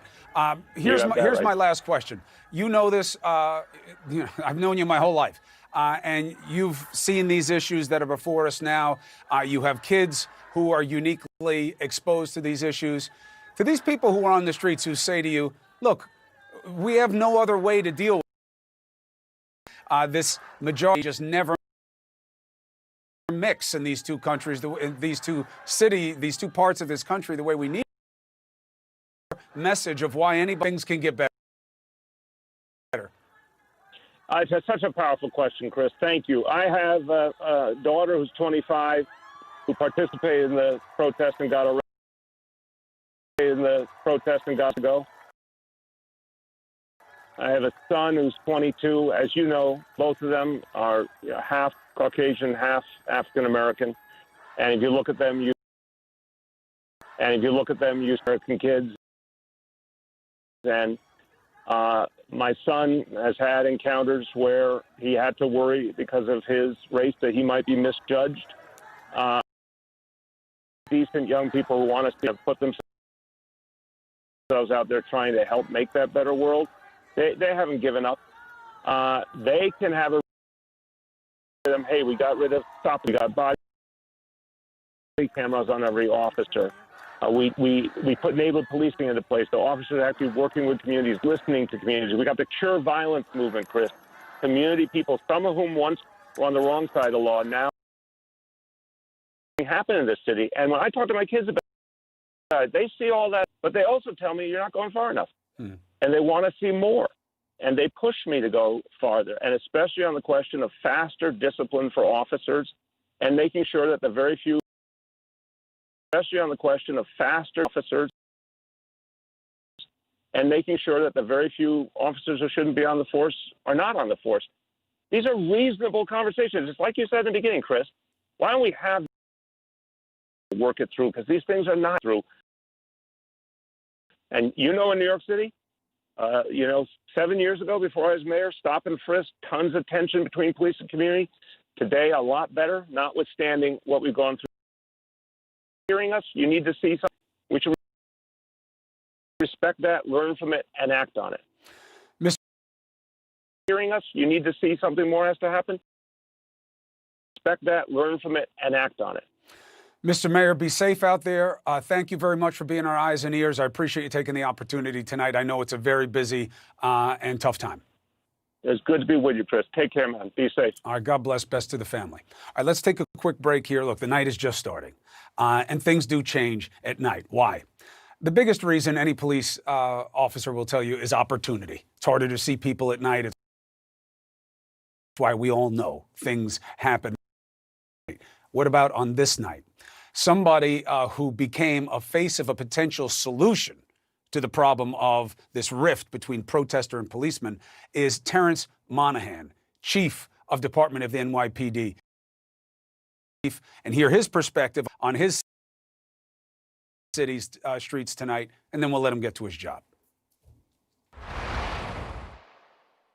One-on-One, brought to you by non-drowsy 24-hour Claritin. Live Claritin Clear. Feel the cool rush of new Claritin Cool Mint Chew Clear. For 1 week only, save up to 13 Claritin products. Check this Sunday's newspaper for details. This isn't a fling. It's a commitment. You get out what you put in. So get to Advance. Right oil, right filter, right price. $33.99 every day. Advance your auto at Advance Auto Parts. I'm Randy. And I'm Dave. And we're... I'm Randy. And I'm Dave. And we sell socks. But not this one. Because this sock is designed to be donated. Socks are the #1 most requested clothing item in homeless shelters. So for every pair of super comfortable Bombas socks you buy, we donate this pair to someone in need.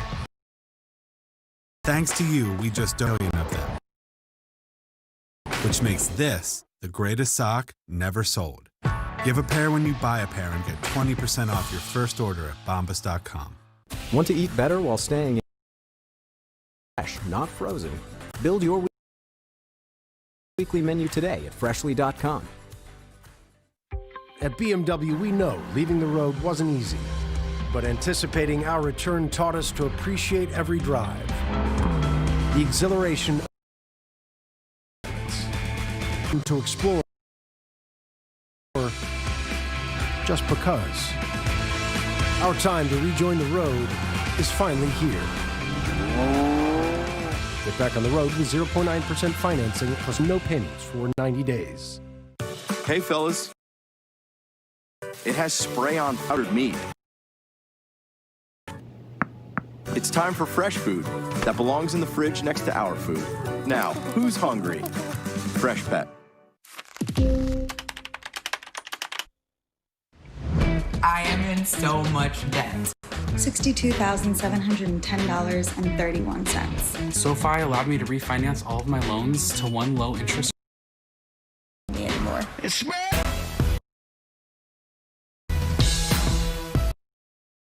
Anymore. It's smash. SoFi is helping me get my money right.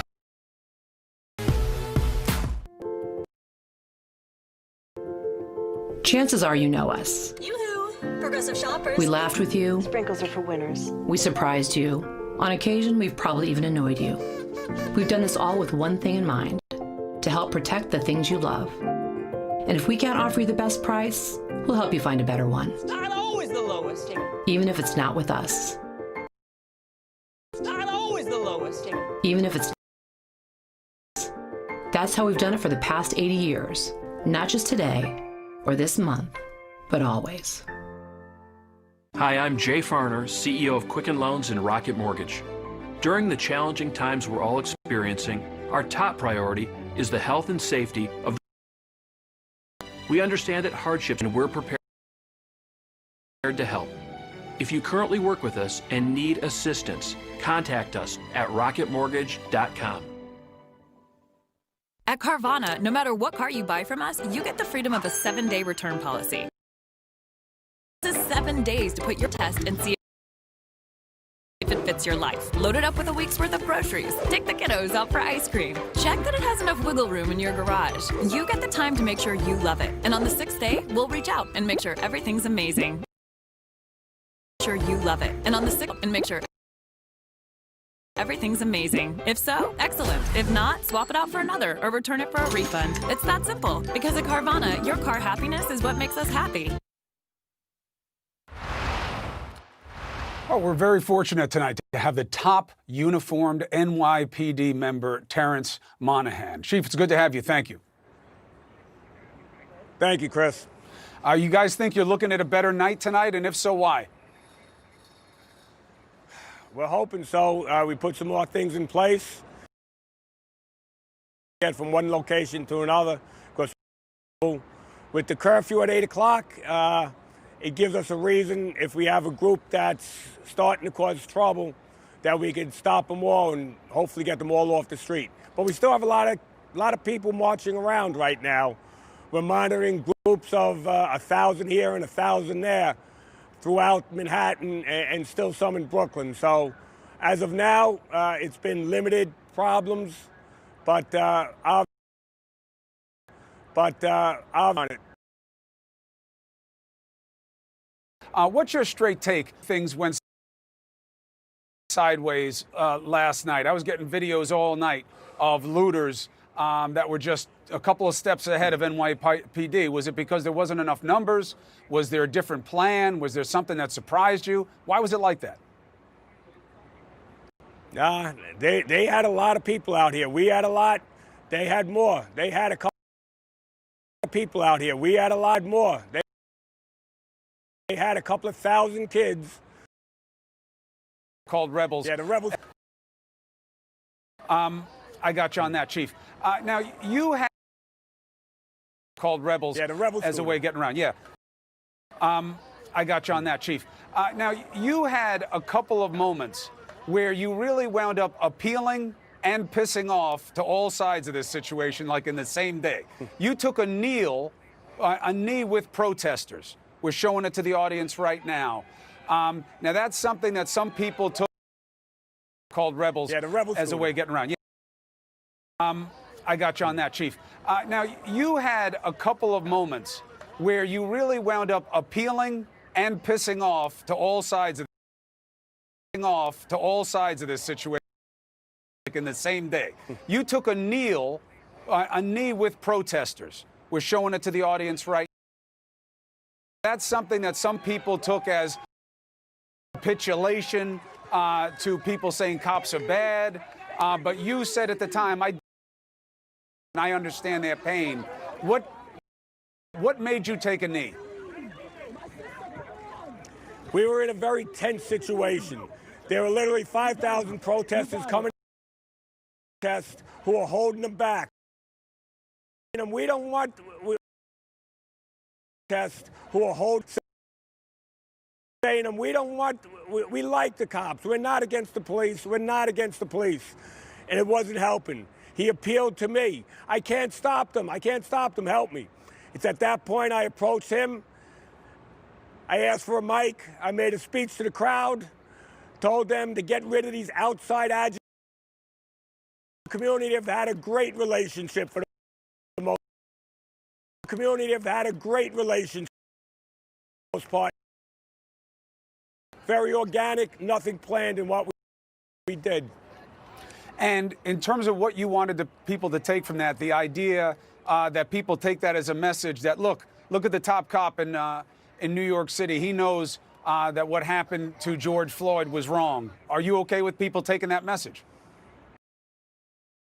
Absolutely. What happened to him?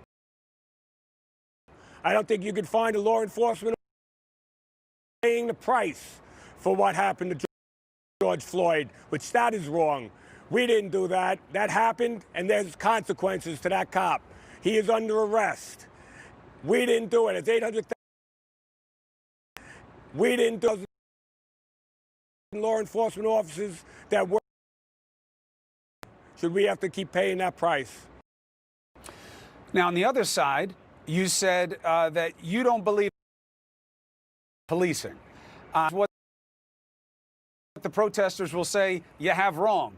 That racism is policing.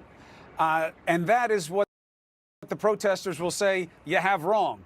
That racism is inherent in these constant conflicts between people of color and the police. It has to have a role, and that maybe police officers, maybe even you, are. That we all have inherent biases, but not racism. We've all grown up differently. I haven't lived through the eyes of an African-American male. He hasn't lived through my eyes growing up. So we may see the world differently, but that doesn't make us racist. A cop goes out there and targets criminals. That's what we look to get, to keep everyone. We have died to save people in minority communities. Our police department is a majority minority community. Neighborhood policing is all about creating these ties, and you can go to any community in this city. See white officers with minority communities having. We are all human. You know, don't look at us as blue. We don't look at you as the community as criminals. We have to look at one another as human, and that's how we move past everything. Chief, I got to tell you, community policing is huge. I know what a big proponent you are of it. Not just on. You said to me, yeah, today, but you know, this is about what happens on all the other days. I know how you do this job. I know how you got where you are. I know what community policing means to you. And I appreciate you being. Thank you, Chris. All right. All right, so look. Thank you, Chris. All right, be well. Thank you. All right, so look. As that mean he's going to? As that mean he's going to all the time? No, I know a lot of people didn't like him taking a knee. Let me tell you one thing about him. He doesn't care about who likes or who doesn't like what he does, as long as he's doing his job the right way as he sees it. But a lot of things are true here at the same time. You know, overwhelmingly, people are out there. You know, overwhelmingly, have to look beyond all this stuff, this stimulus on the streets, the stimulus on your screen. George Floyd, the beginning of this, okay? This has been going on for a long time, and it's not just about policing. It's about what the underlying gaps and opportunity. Wrong way. But his life up until that point was in all likelihood wrong way. But his up until that point was in all likelihood not what it could have. Has great perspective on this. So has great perspective who knew him very well. Former NBA player Steve. And now his friend going to step in and walk Floyd's beautiful daughter no longer with us next.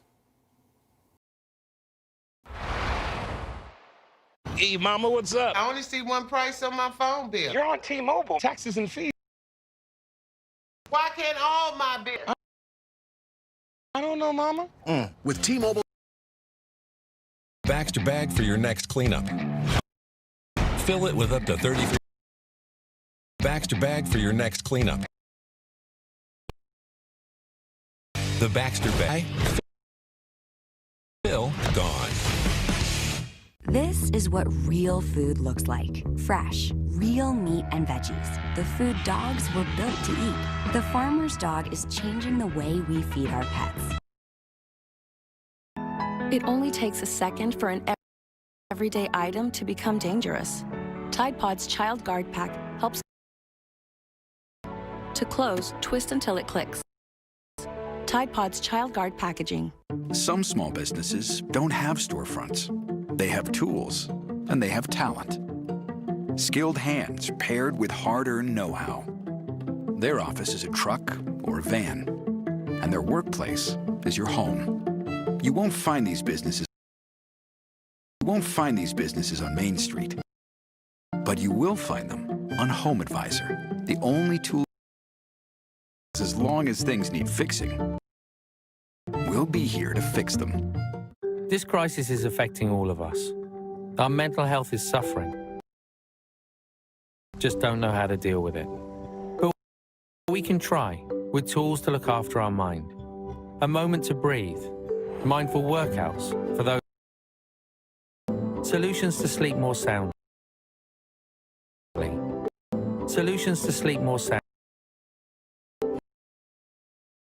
whatever tomorrow brings. Find your mind at Headspace. Like perfect for you. Nice. Way more unique fixtures and tiles. Pairing.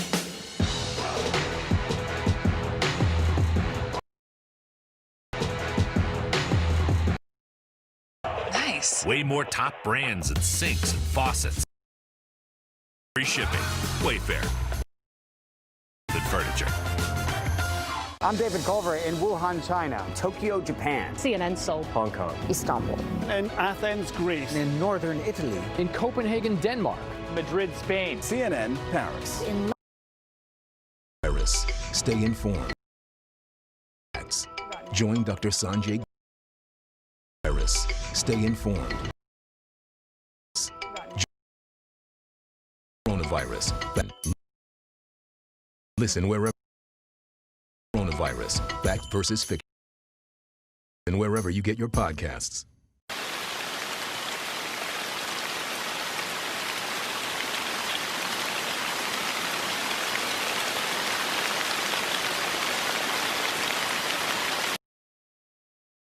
They don't have time to go to the post office. They have businesses to grow, customers to care for, lives to get home to. They use Stamps.com. Print discounted postage for any letter, any package, anytime, right from your computer. All the amazing our special TV off trial plus Reading glasses? Go to Readers.com. Choose from hundreds of styles. Reading. Save up to 40%. Readers.com. I'm Miguel Marquez in Minneapolis, Minnesota, and this. Former NBA player Stephen Jackson is a close friend of George Floyd. He spoke out alongside members of Floyd's family today, demanding justice.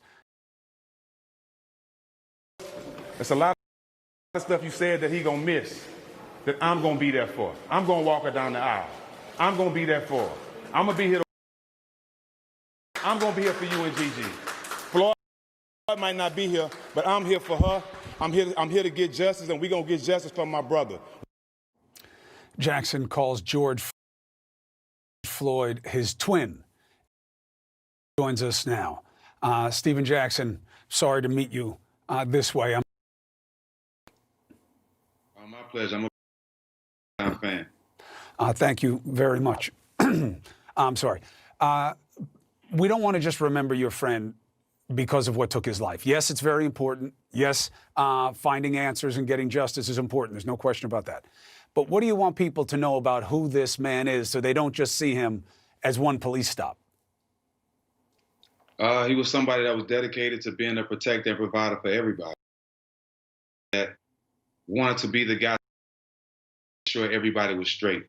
A lot of times when you grow up in the neighborhoods we grow up in, a lot of neighborhoods have different beefs and they don't get along. George can be from one side. He was the only guy from this side that can go on the other side and make everybody get along. He was a peacemaker. He was a lover, and he was just a protector. And what I'm gonna miss most about him is that as an athlete, you come across a lot of people that support you and that's around you for the wrong reasons. Floyd was one friend that never abused our friendship. It was genuine, and I'm gonna have somebody that supported me the most and supported me genuinely. I'm gonna miss not having him here because it's very seldom you find somebody to support you that way and really want to see you win. Now, Stephen, I know that you want to talk. He was and what this is. He was and what this is. How do you deal with the perspective that no, I don't know who. Police got called there, and he wasn't compliant, and that's how this all started. What is your response to that? Well, I asked after that. I got in a brawl, and I got in an incident in the NBA, 2 incidents, and that's overshadowed me for my whole career. But nobody knows me. But today, if somebody had a conversation with me, they would say different. You, what a great friend he was, and a lot of people can, but only we know him. And when you saw the video, what a great friend he was, and so, but only we know him. And when you saw the video and how he was being handled, what effect did that have on you emotionally? It hurt because I seen me. Knowing that what bothered me most is my friend that showed so much love to everybody had to die from somebody that had so much hate in him. He didn't deserve that. He didn't. Good question. We never had it, so I can't really answer it. But it can start by those guys going to jail. A lot of people have asked me, what is justice? And I can't answer because we haven't got it. And I can't answer because. So if anybody has the answer, please tell me, because I sure don't know. You think all 4 officers should go to jail? By far. By far, it's not even close. If you could talk to the 3 officers who were watching the officer, ask them. Did I get a minute? That's what I asked. I'm gonna be honest with you. Just me and him behind the closed doors. Nobody needs to know. And what would you be looking? Just me and him behind the closed doors. Nobody needs to know. And what would you be looking for in that room? Answers. Definitely looking for answers, but I don't plan on asking them. Are you worried about? Listen, you're a passionate guy. Everybody knows who saw you play. If somebody brought the noise, you'd bring the funk right back to them. There was never going to be a question. But one of the hard parts for people who want things to be better is that there's this standard put on you to be better than the way they were to you. Do to somebody who's in pain, who's been hurt. Do to somebody who's in pain, hurt. Because anger is our first reach. Well, we're dealing with reality. I know I'll never get to him. I know I'll never get that 30 minutes with him. So what can I do? I can use my voice. I can be here and stand for my brother, stand for his kids. Anytime I can use my voice to highlight what's going on here in Minnesota and his case, I'm going to do it.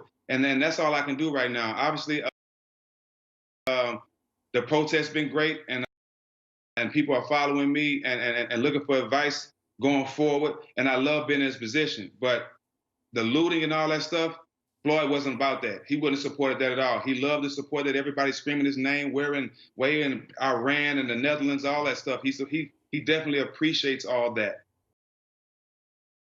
But we don't want all the world in the same fight. Don't understand our same pain. We can't let them take away from the same fight. Don't understand our same. We can't let them take away from that. Any kind of exploitation, the exploitation of his freedom, of his rights, of his life, and now of his cause, they're all meant so much to her because she must be so lost right now. If we can help, and I'm showing the go right now for Gianna Floyd, and I'm showing the GoFundMe page right to do it. I'll tweet it out as well. And if you want to talk, if there's a next move and you want the media to know about it, I know it fades as the moment fades. I'll be there. I'm a phone call away. And I appreciate you. Like I said, big time. All right, what we witnessed. Look, if the 149, it's 90-10. Look, it's not 51-49. It's 90-10, okay? This is democracy in action. You may not like what they say, but that is your right not to like it And it is people that you care about and who look like you and you feel for dying a lot, okay? This is a situation that demands leadership. I'm telling you it's not going to happen, that we have to lean on one another. I'm not being a cynic. I'm somebody who wants to give us the best chance to get to a better place. Because look, how many times do you have to get hit? How many times do you have to get hit on the knuckles by this president to understand that he is not with these people on the streets? He wants to see counter-protest. He chases them out of a park so he can go stand in front of a church whose messages he does not hold in his heart. That's our reality. That's our reality. The question is, what do we do about that reality? That's why we got to keep talking and we got to keep watching and see where this situation takes us. We'll do that next. You are seeing rocks being thrown and that being met with tear gas. Go up. It is worrisome. Do you mind telling me why I'm under arrest, sir? Now is the time to, and your health is key to that. Centrum supports your body with vitamin. Centrum. You love your freedom, but is joint pain holding you back? Unlike other creams, Joint Flex helps strengthen joints and long-lasting pain relief.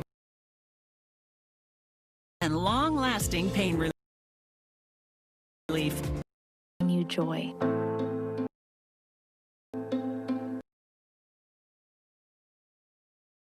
Find things to share. Find the bright side. You can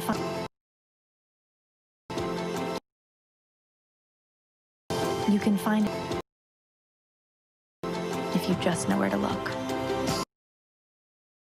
To your kids' progress? Are they ready for the next grade? Starting the Kumon Math and Reading program today can ensure your kids fill any gaps in learning and start the coming school year prepared. Enroll now and save up to $50. Kumon, where smart kids get smarter. I had no idea who Danny Thomas was. Started reading up on him, how St. Jude became, and it was amazing. It was like, man, so his heart. It was like, man, so his heart has now spilled out to millions. It's going to specialize in saving these babies. That's what I want to do. And somebody that has a heart to say, you know what, I have this extra that I'm willing to give to St. Jude, so that they can help save more lives. For just need, join with your credit card right now, and we'll send you this St. Jude t-shirt that you can proudly wear to show your support. It's an amazing experience to be a part of something that's so powerful in our world. That's huge. Go online or call. This isn't something that's just going to go away like that. It has done for me. I think the opportunities are endless of how many people we can help. Faced a frightening assault. Their story. Start your day with the facts, the experts, the truth. Start your day with Allison Camerata and John Berman on New Day. Tomorrow starting at 5 on CNN. Tomorrow starting at 5.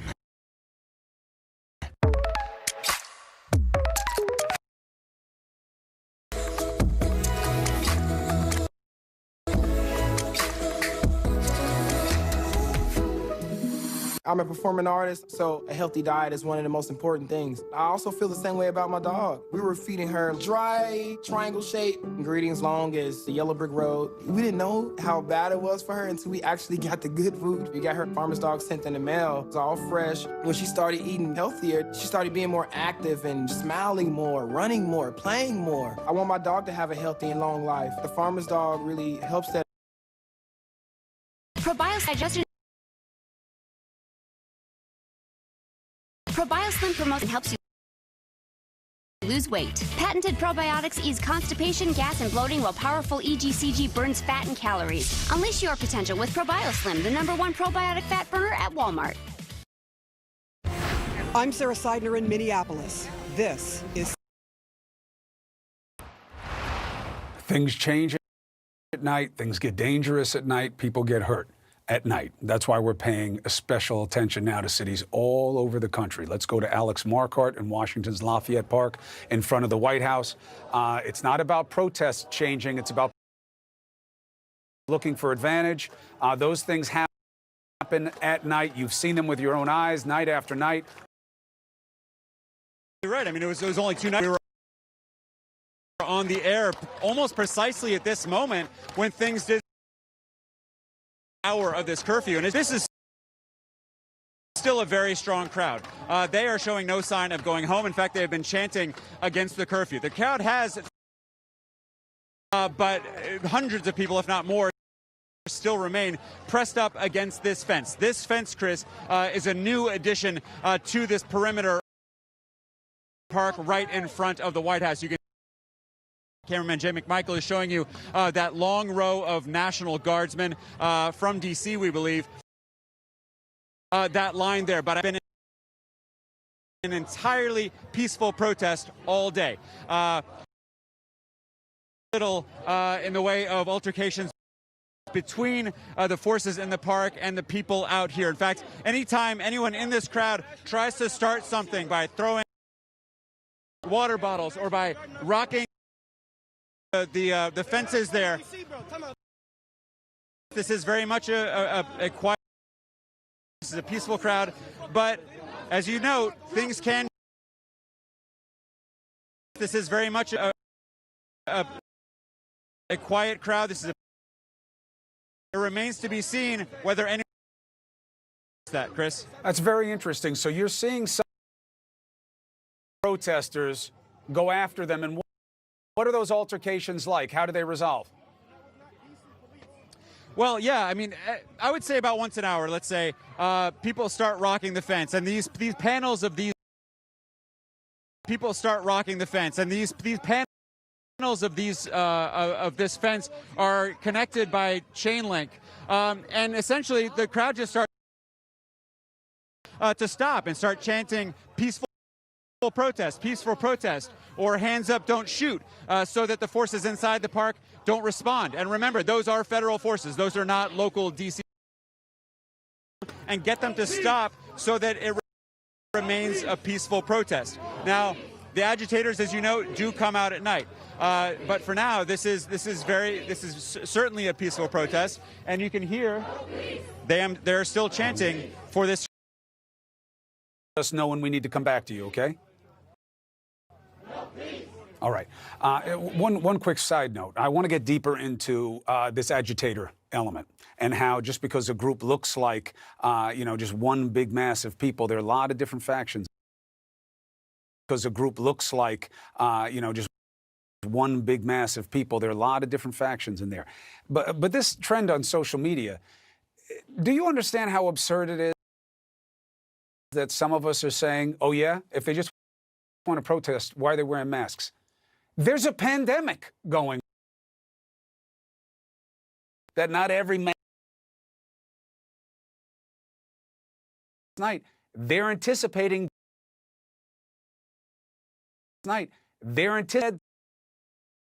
things being done to them in order to move them out of the way. Please think, be open. Don't be bit by cynicism on everything. That's how we got here. Yesterday, that was about this president wanting political advantage. Yesterday, that was about this president wanting political advantage. I don't know what he thought it would mean and to who standing in front of that church. But now, it's not just that image, it's, and you know who's out there? Antifa. Let's get some facts on what this means. Who is in there? What is the reality on the ground about what is legit and illegit? I know it's complicated, okay? But our understanding is you got what, you've got You've got left wing, fringe, offshoots of of those causes, but they're not legit. You have other parts that are part of that, and they're not legit either. It's complicated. The problem is real and simple. How it breaks down, complicated. Who knows? Charles Ramsey and Andrew McCabe. Andrew's best-selling book is The Threat: How the FBI in the Age of Terror and Trump. Gentlemen, thank you both. I know you both, rely on you both. I trust that to this point, Andrew, I've gotten it in terms of what you see out there. The president is playing to Antifa, and we know why. He wants the left-wing groups. Now, the political play, which I won't burden you guys with, that's dangerous because that means he's got to own the people on the right. If the Democrats own Antifa, then he's got to own the neo-Nazis and the white supremacists that are out there. I don't know why he'd want that exchange. Andrew, what's the reality? Chris, the reality is there are always a hodgepodge, a mix of people who are drawn to these events because of the masses, because of the violence, because of the opportunity to engage in criminal activity, people from all walks of life, from positions politically and ideologically, who simply take advantage of the positions politically and who simply take advantage of right-wing beliefs is not a crime in this country. It is when you engage in criminal activity that it becomes something that law enforcement has to investigate and has to try to separate out from crowd that is peacefully protesting and exercising their First Amendment rights. Now, Commissioner, in every one of these situations I've been in, I've never had anybody tell me it was just very sure of himself and saying no right wing, all left wing. Very sure of himself and all, and Andy's right. I've handled a lot of all, and Andy's right. You know, I've handled a lot of demonstrations.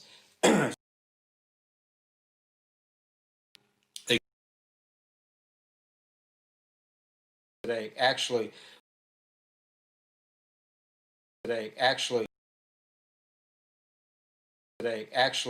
with the demonstrations as large as they were, how who and what's what. What's the challenge for you in terms of policing these situations? Chris, as with any one of these situations, the thing I would ask your viewers to focus on is evidence. Instead of listening to both sides, casting aspersions on,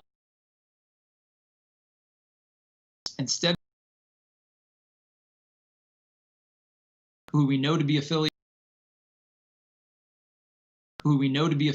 with, let's say, affiliated person arrest for engaging in criminal activity, or maybe seeing some affiliated person actually come under arrest for engaging in criminal activity.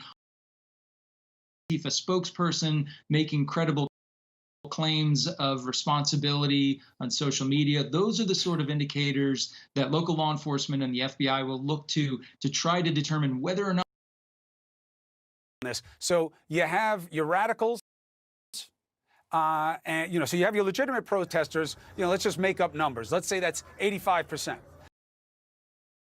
that are a mix of your anarchists, Guy Fawkes,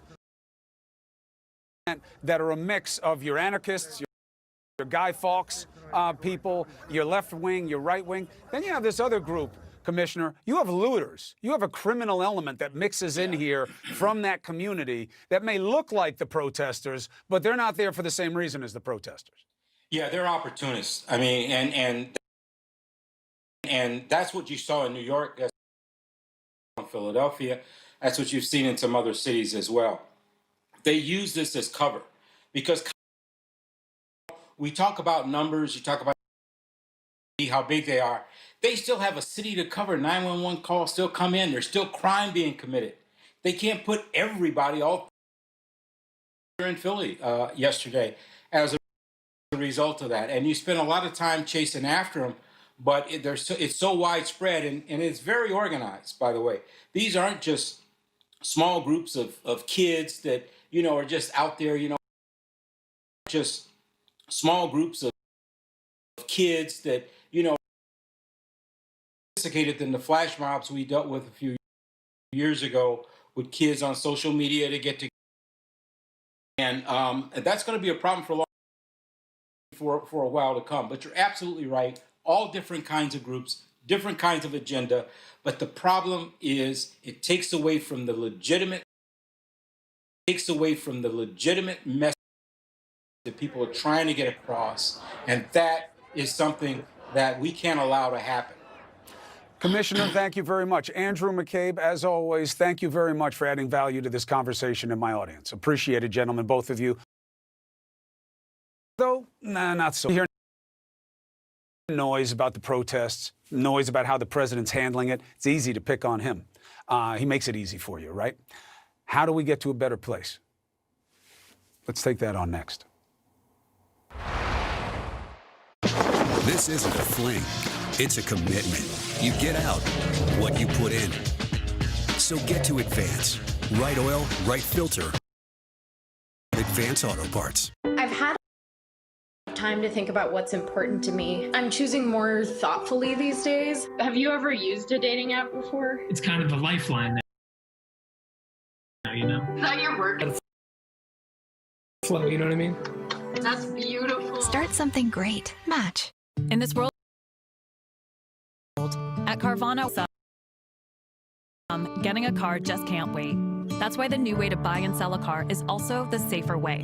At Carvana, you can from home. Pickup process to keep you safe. And for even greater, it's our goal to keep you safe. Check out Carvana, the safer way to buy a car. Most stores are open home and here to help. Here's a tip: get half off the amazing iPhone 11 on. Most stores are open. I'm working and here to help. Here's a tip: get half off the amazing iPhone 11 on AT&T, America's fastest network for iPhones. Second tip: you can put googly eyes on your stuff to keep yourself company. For example, that's Geraldo. He's my best friend. Get the amazing iPhone 11 for half off on AT&T, America's fastest network. I want to say thank you to my sister Joy, who's a registered nurse. Thank you to my brother Eric, who's a firefighter and a paramedic. Thank you so much, Liz. I love you. Thank you to all the heroes providing care to the ones in need. Dhanyavad. For all you do, Shelley. Thanks. Thank you.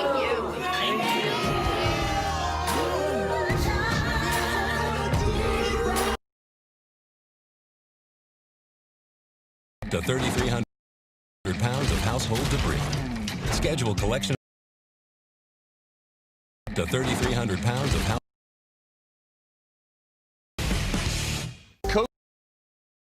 #1 because it has better absorption than regular CoQ10. Q10 because it has 3 times absorption than regular. I'm Miguel Marquez in Minnesota. In Atlanta, Georgia. In Los Angeles. New York City. In Washington, D.C. And this. And this. And this is CNN. Corona. CNN's new podcast. Virus. Fact versus fiction. Listen wherever you get your podcasts. .com, the fair and honest bidding site. We've sold an iPad worth $505 for less than $24, a stand mixer for less than $20, a 4K television for under $2, a MacBook Pro for under $16, as well as a PlayStation 4, new cars for less than $900. DealDash.com offers hundreds of auctions every day. All auctions and everything must go. And don't forget, we offer a full 90-day money-back guarantee on your first bid pack purchase. Headphones for $20. I got these 3 suitcases for less than headphones for $20. I got these 3 suitcases for less than $40. And shipping is always free. Go to DealDash.com today and see how much you can save. There are auctions going on right now. So what are you waiting for? CNN Tonight with Don Lemon, coming up next. Canadian Prime Minister Justin Trudeau was asked about President Trump's response to the protests. I want you to see. Tear gas yesterday to make way for a presidential photo op. Tear gas yesterday for presidential photo op. I'd like to ask you what you think about that.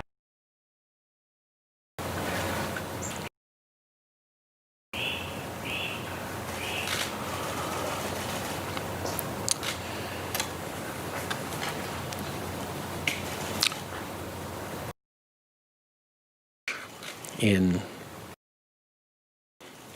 consternation what's going on in the United States. It is a time to pull people together, but it is a time to listen. It is a time to learn what injustices continue despite progress. But it is a time for us as Canadians to recognize that we too have our challenges.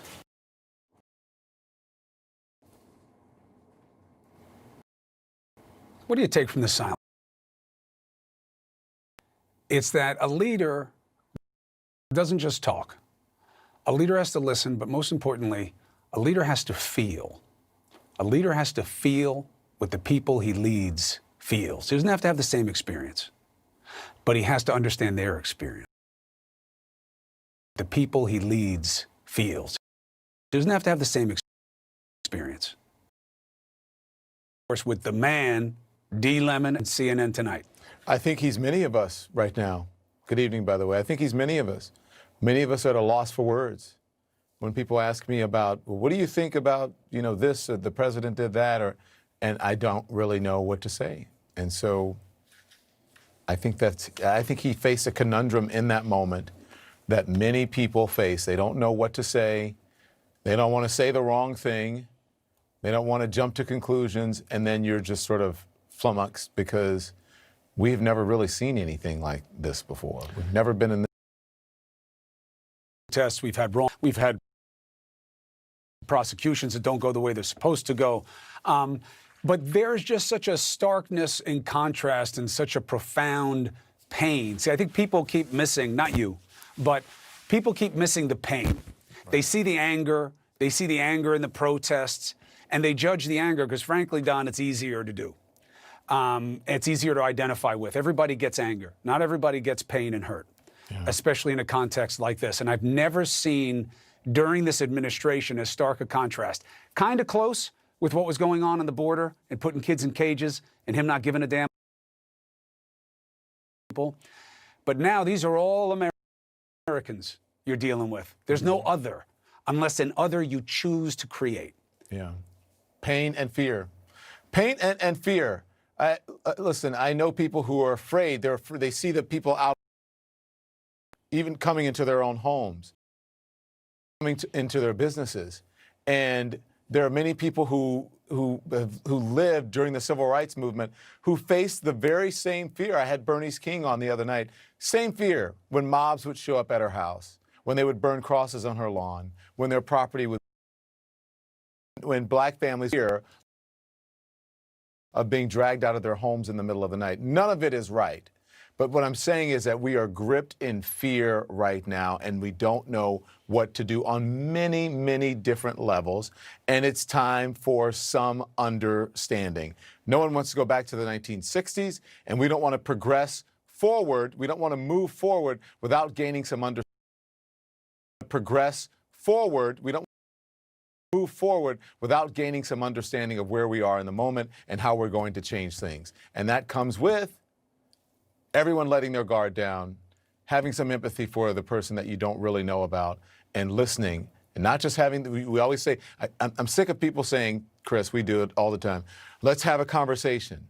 Well, where do you go after that conversation? And There's what got do to you be some action, right? Right, because look, I'm pretty sure I've had so many different quotes. Asking for a long time. Let us in, let us in. Begging, it's bad out here. Let us in, let us in. We ask and you don't let us in. We beg and you don't let us in. We start banging on the door because we need to get in. We can't stay out here. We're dying out here.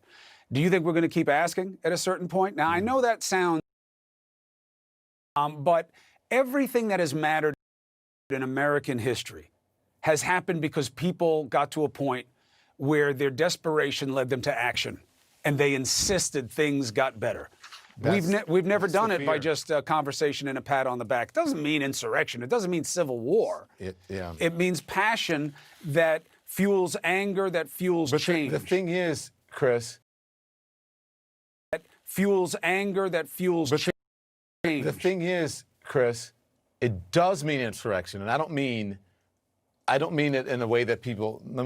It means insurrection when people. I'm tired of it. Either you let me in, you understand me, I'm going to force my way into the conversation, force my way into the system. I'm going to demand that you let me into the house. Demand that you let me into the house. Meaning, I'm talking about, you get what I'm saying, the metaphorical house. And you're going to have to do it. And people aren't going to like it. So why can't we all figure out how to do it now instead of an insurrection that happens because no one wants to change? And I think that what we've learned, you and I aren't young anymore. It's frustrating, and I understand people's frustration because what we've learned is there is no solution. There are solutions. A lot of different things have to happen, and it has to begin with a grassroots momentum that rewards people for capturing leadership on the top and those in power who recognize the opportunity and the need. That's what you're looking at. Seattle is all about right there. That's the grassroots.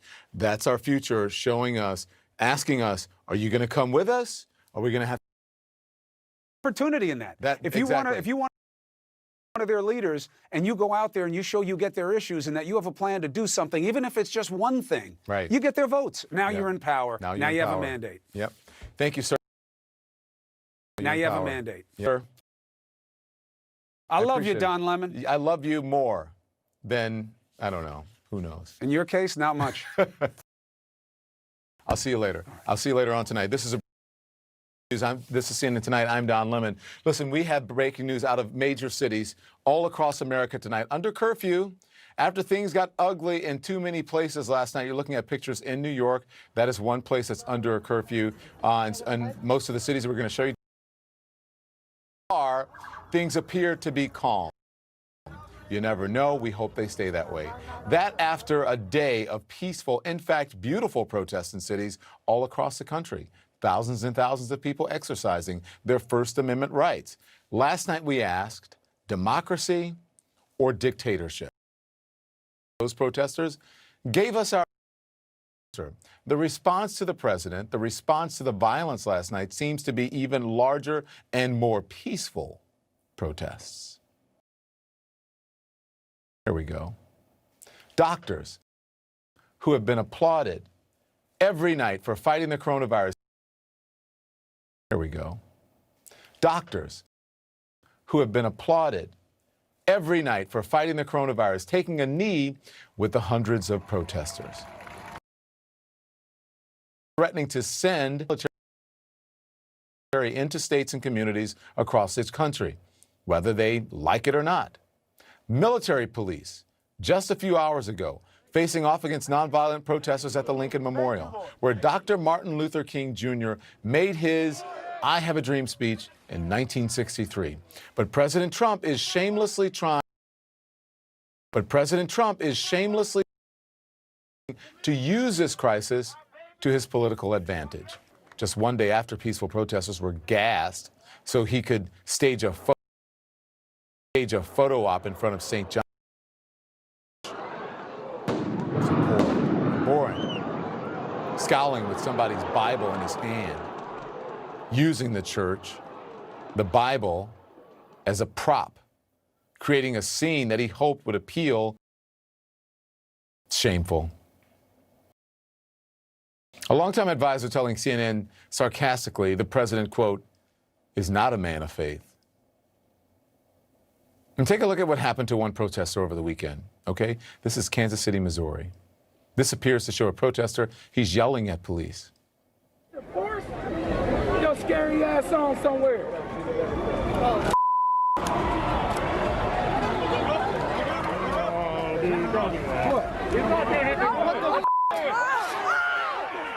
So, appears to be sprayed. Is issuing a statement saying we made 151 arrests this weekend. By the way, that is something else we're showing now.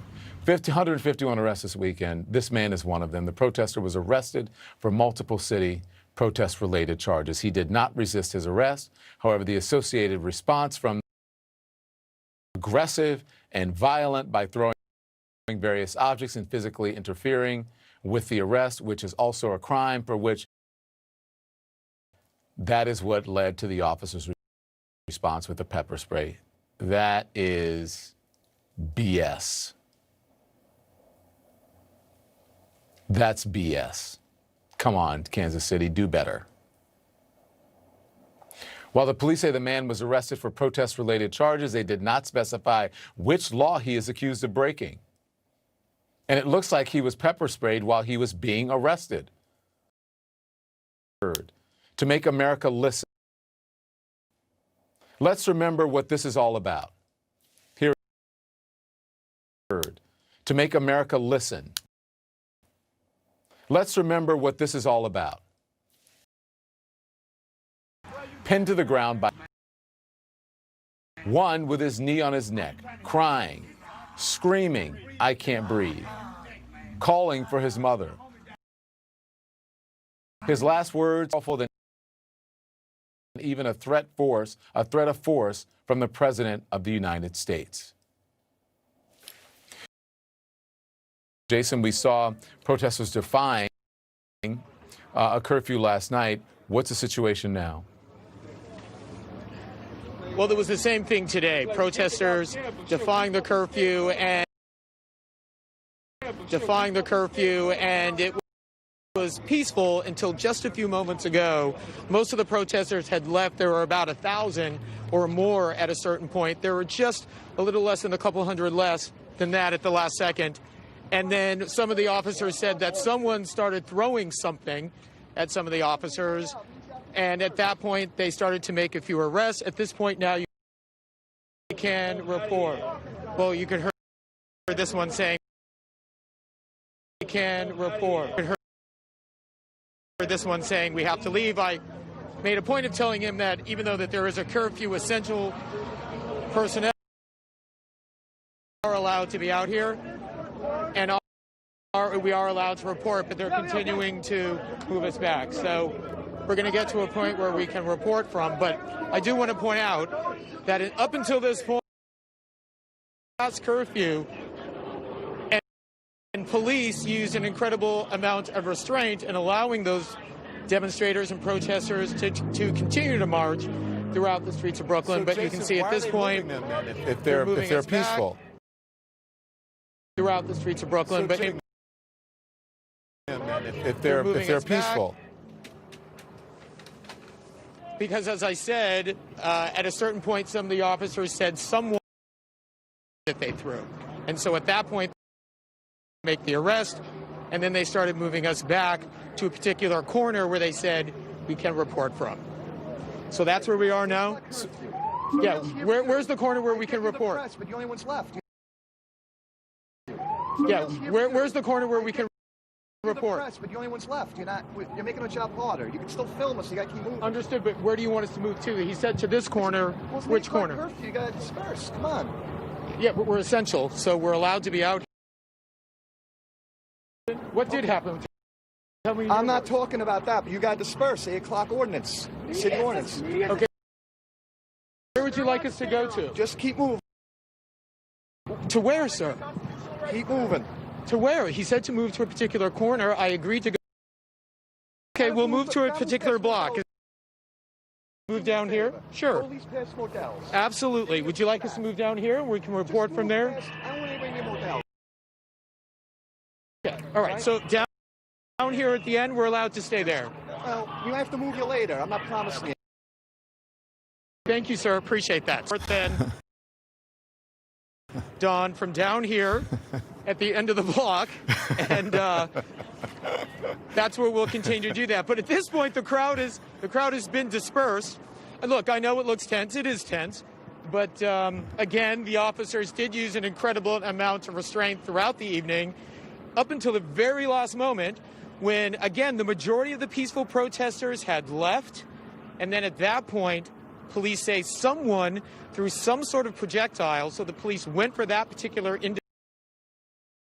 Through some sort of projectile, police went for that particular individual, found that.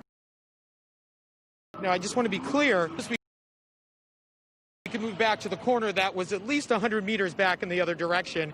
We got to that corner, and then they kept pushing us along, and I kept saying, well, where would you like us to? We'll go wherever you need us to go. And then you heard how the conversation. Well, better than I would, because I didn't understand what he was saying. Jason Carroll, reporting for us in Brooklyn. Well, you understand my point, Don. I totally get your point. We're allowed to be out here as the press. We're allowed to report. Yeah. Okay. Absolutely. Washington for us near. What are you seeing? Washington for us near the White House. Alex, what are you seeing where you are this evening? Well, Don, you know, at this point in the evening, there's always the question of what the protest is looking like. Might it turn angry for what they went through yesterday, when this entire area could walk across Lafayette Square and hold up that Bible, could walk across Lafayette Square and now more than 3 after the curfew that was set by the mayor of Washington, D.C. on the point of these protests, to raise their voices peacefully in remembrance of George Floyd, and to chant, among other things, that Black Lives Matter. So what we have seen today is diametrically opposed to what we saw over the course of the past 24 hours. There is a curfew in effect, but we have seen no effort by either the federal officers inside the park,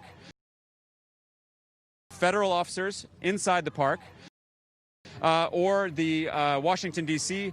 Police force, which we imagine is on the streets all to shut down this protest. Now, there are a lot of people aligned up against this new fence that was put up overnight. It's about 8 feet tall, made out of steel, connected by lengths of chain. Keep it peaceful. And on the other side, Don, what you have is a long line of National Guard troops. They just recently were switched out. They switched out the D.C. Park Police. They relieved them. And that just speaks to the huge number of forces into Washington to help out with law enforcement. Some 2,000 to 3,000 National Guards troops from D.C. and from a number of different states are helping out, along with a number of different federal forces. But Don, protesters went down westwards on 8th Street to leave the protest. Our colleague Jeff Zeleny reports that they are just the police showing no of wanting to arrest them, despite the fact that is the threat if they stay out after a curfew. So George Floyd, now president. Yeah. Check back. Thank you. That. I want to bring in now the check back. Thank you very much. Appreciate that. I want to bring in now the mayor of Atlanta, Keisha Lance Bottoms. Mayor Bottoms, I'm so happy that you're here. Watching these protests all day. your city, paying attention to what's happening there. Largely peaceful, taking place in our great American cities all across the country. You know, we're talking about 8 nights of protests so far. How are you viewing this moment in history? You know, Don, sitting watching your coverage, I wondered what it was like in 1965 to watch these moments happen. Did that generation recognize the magnitude of the shift that was happening in the nation? There's taking a knee with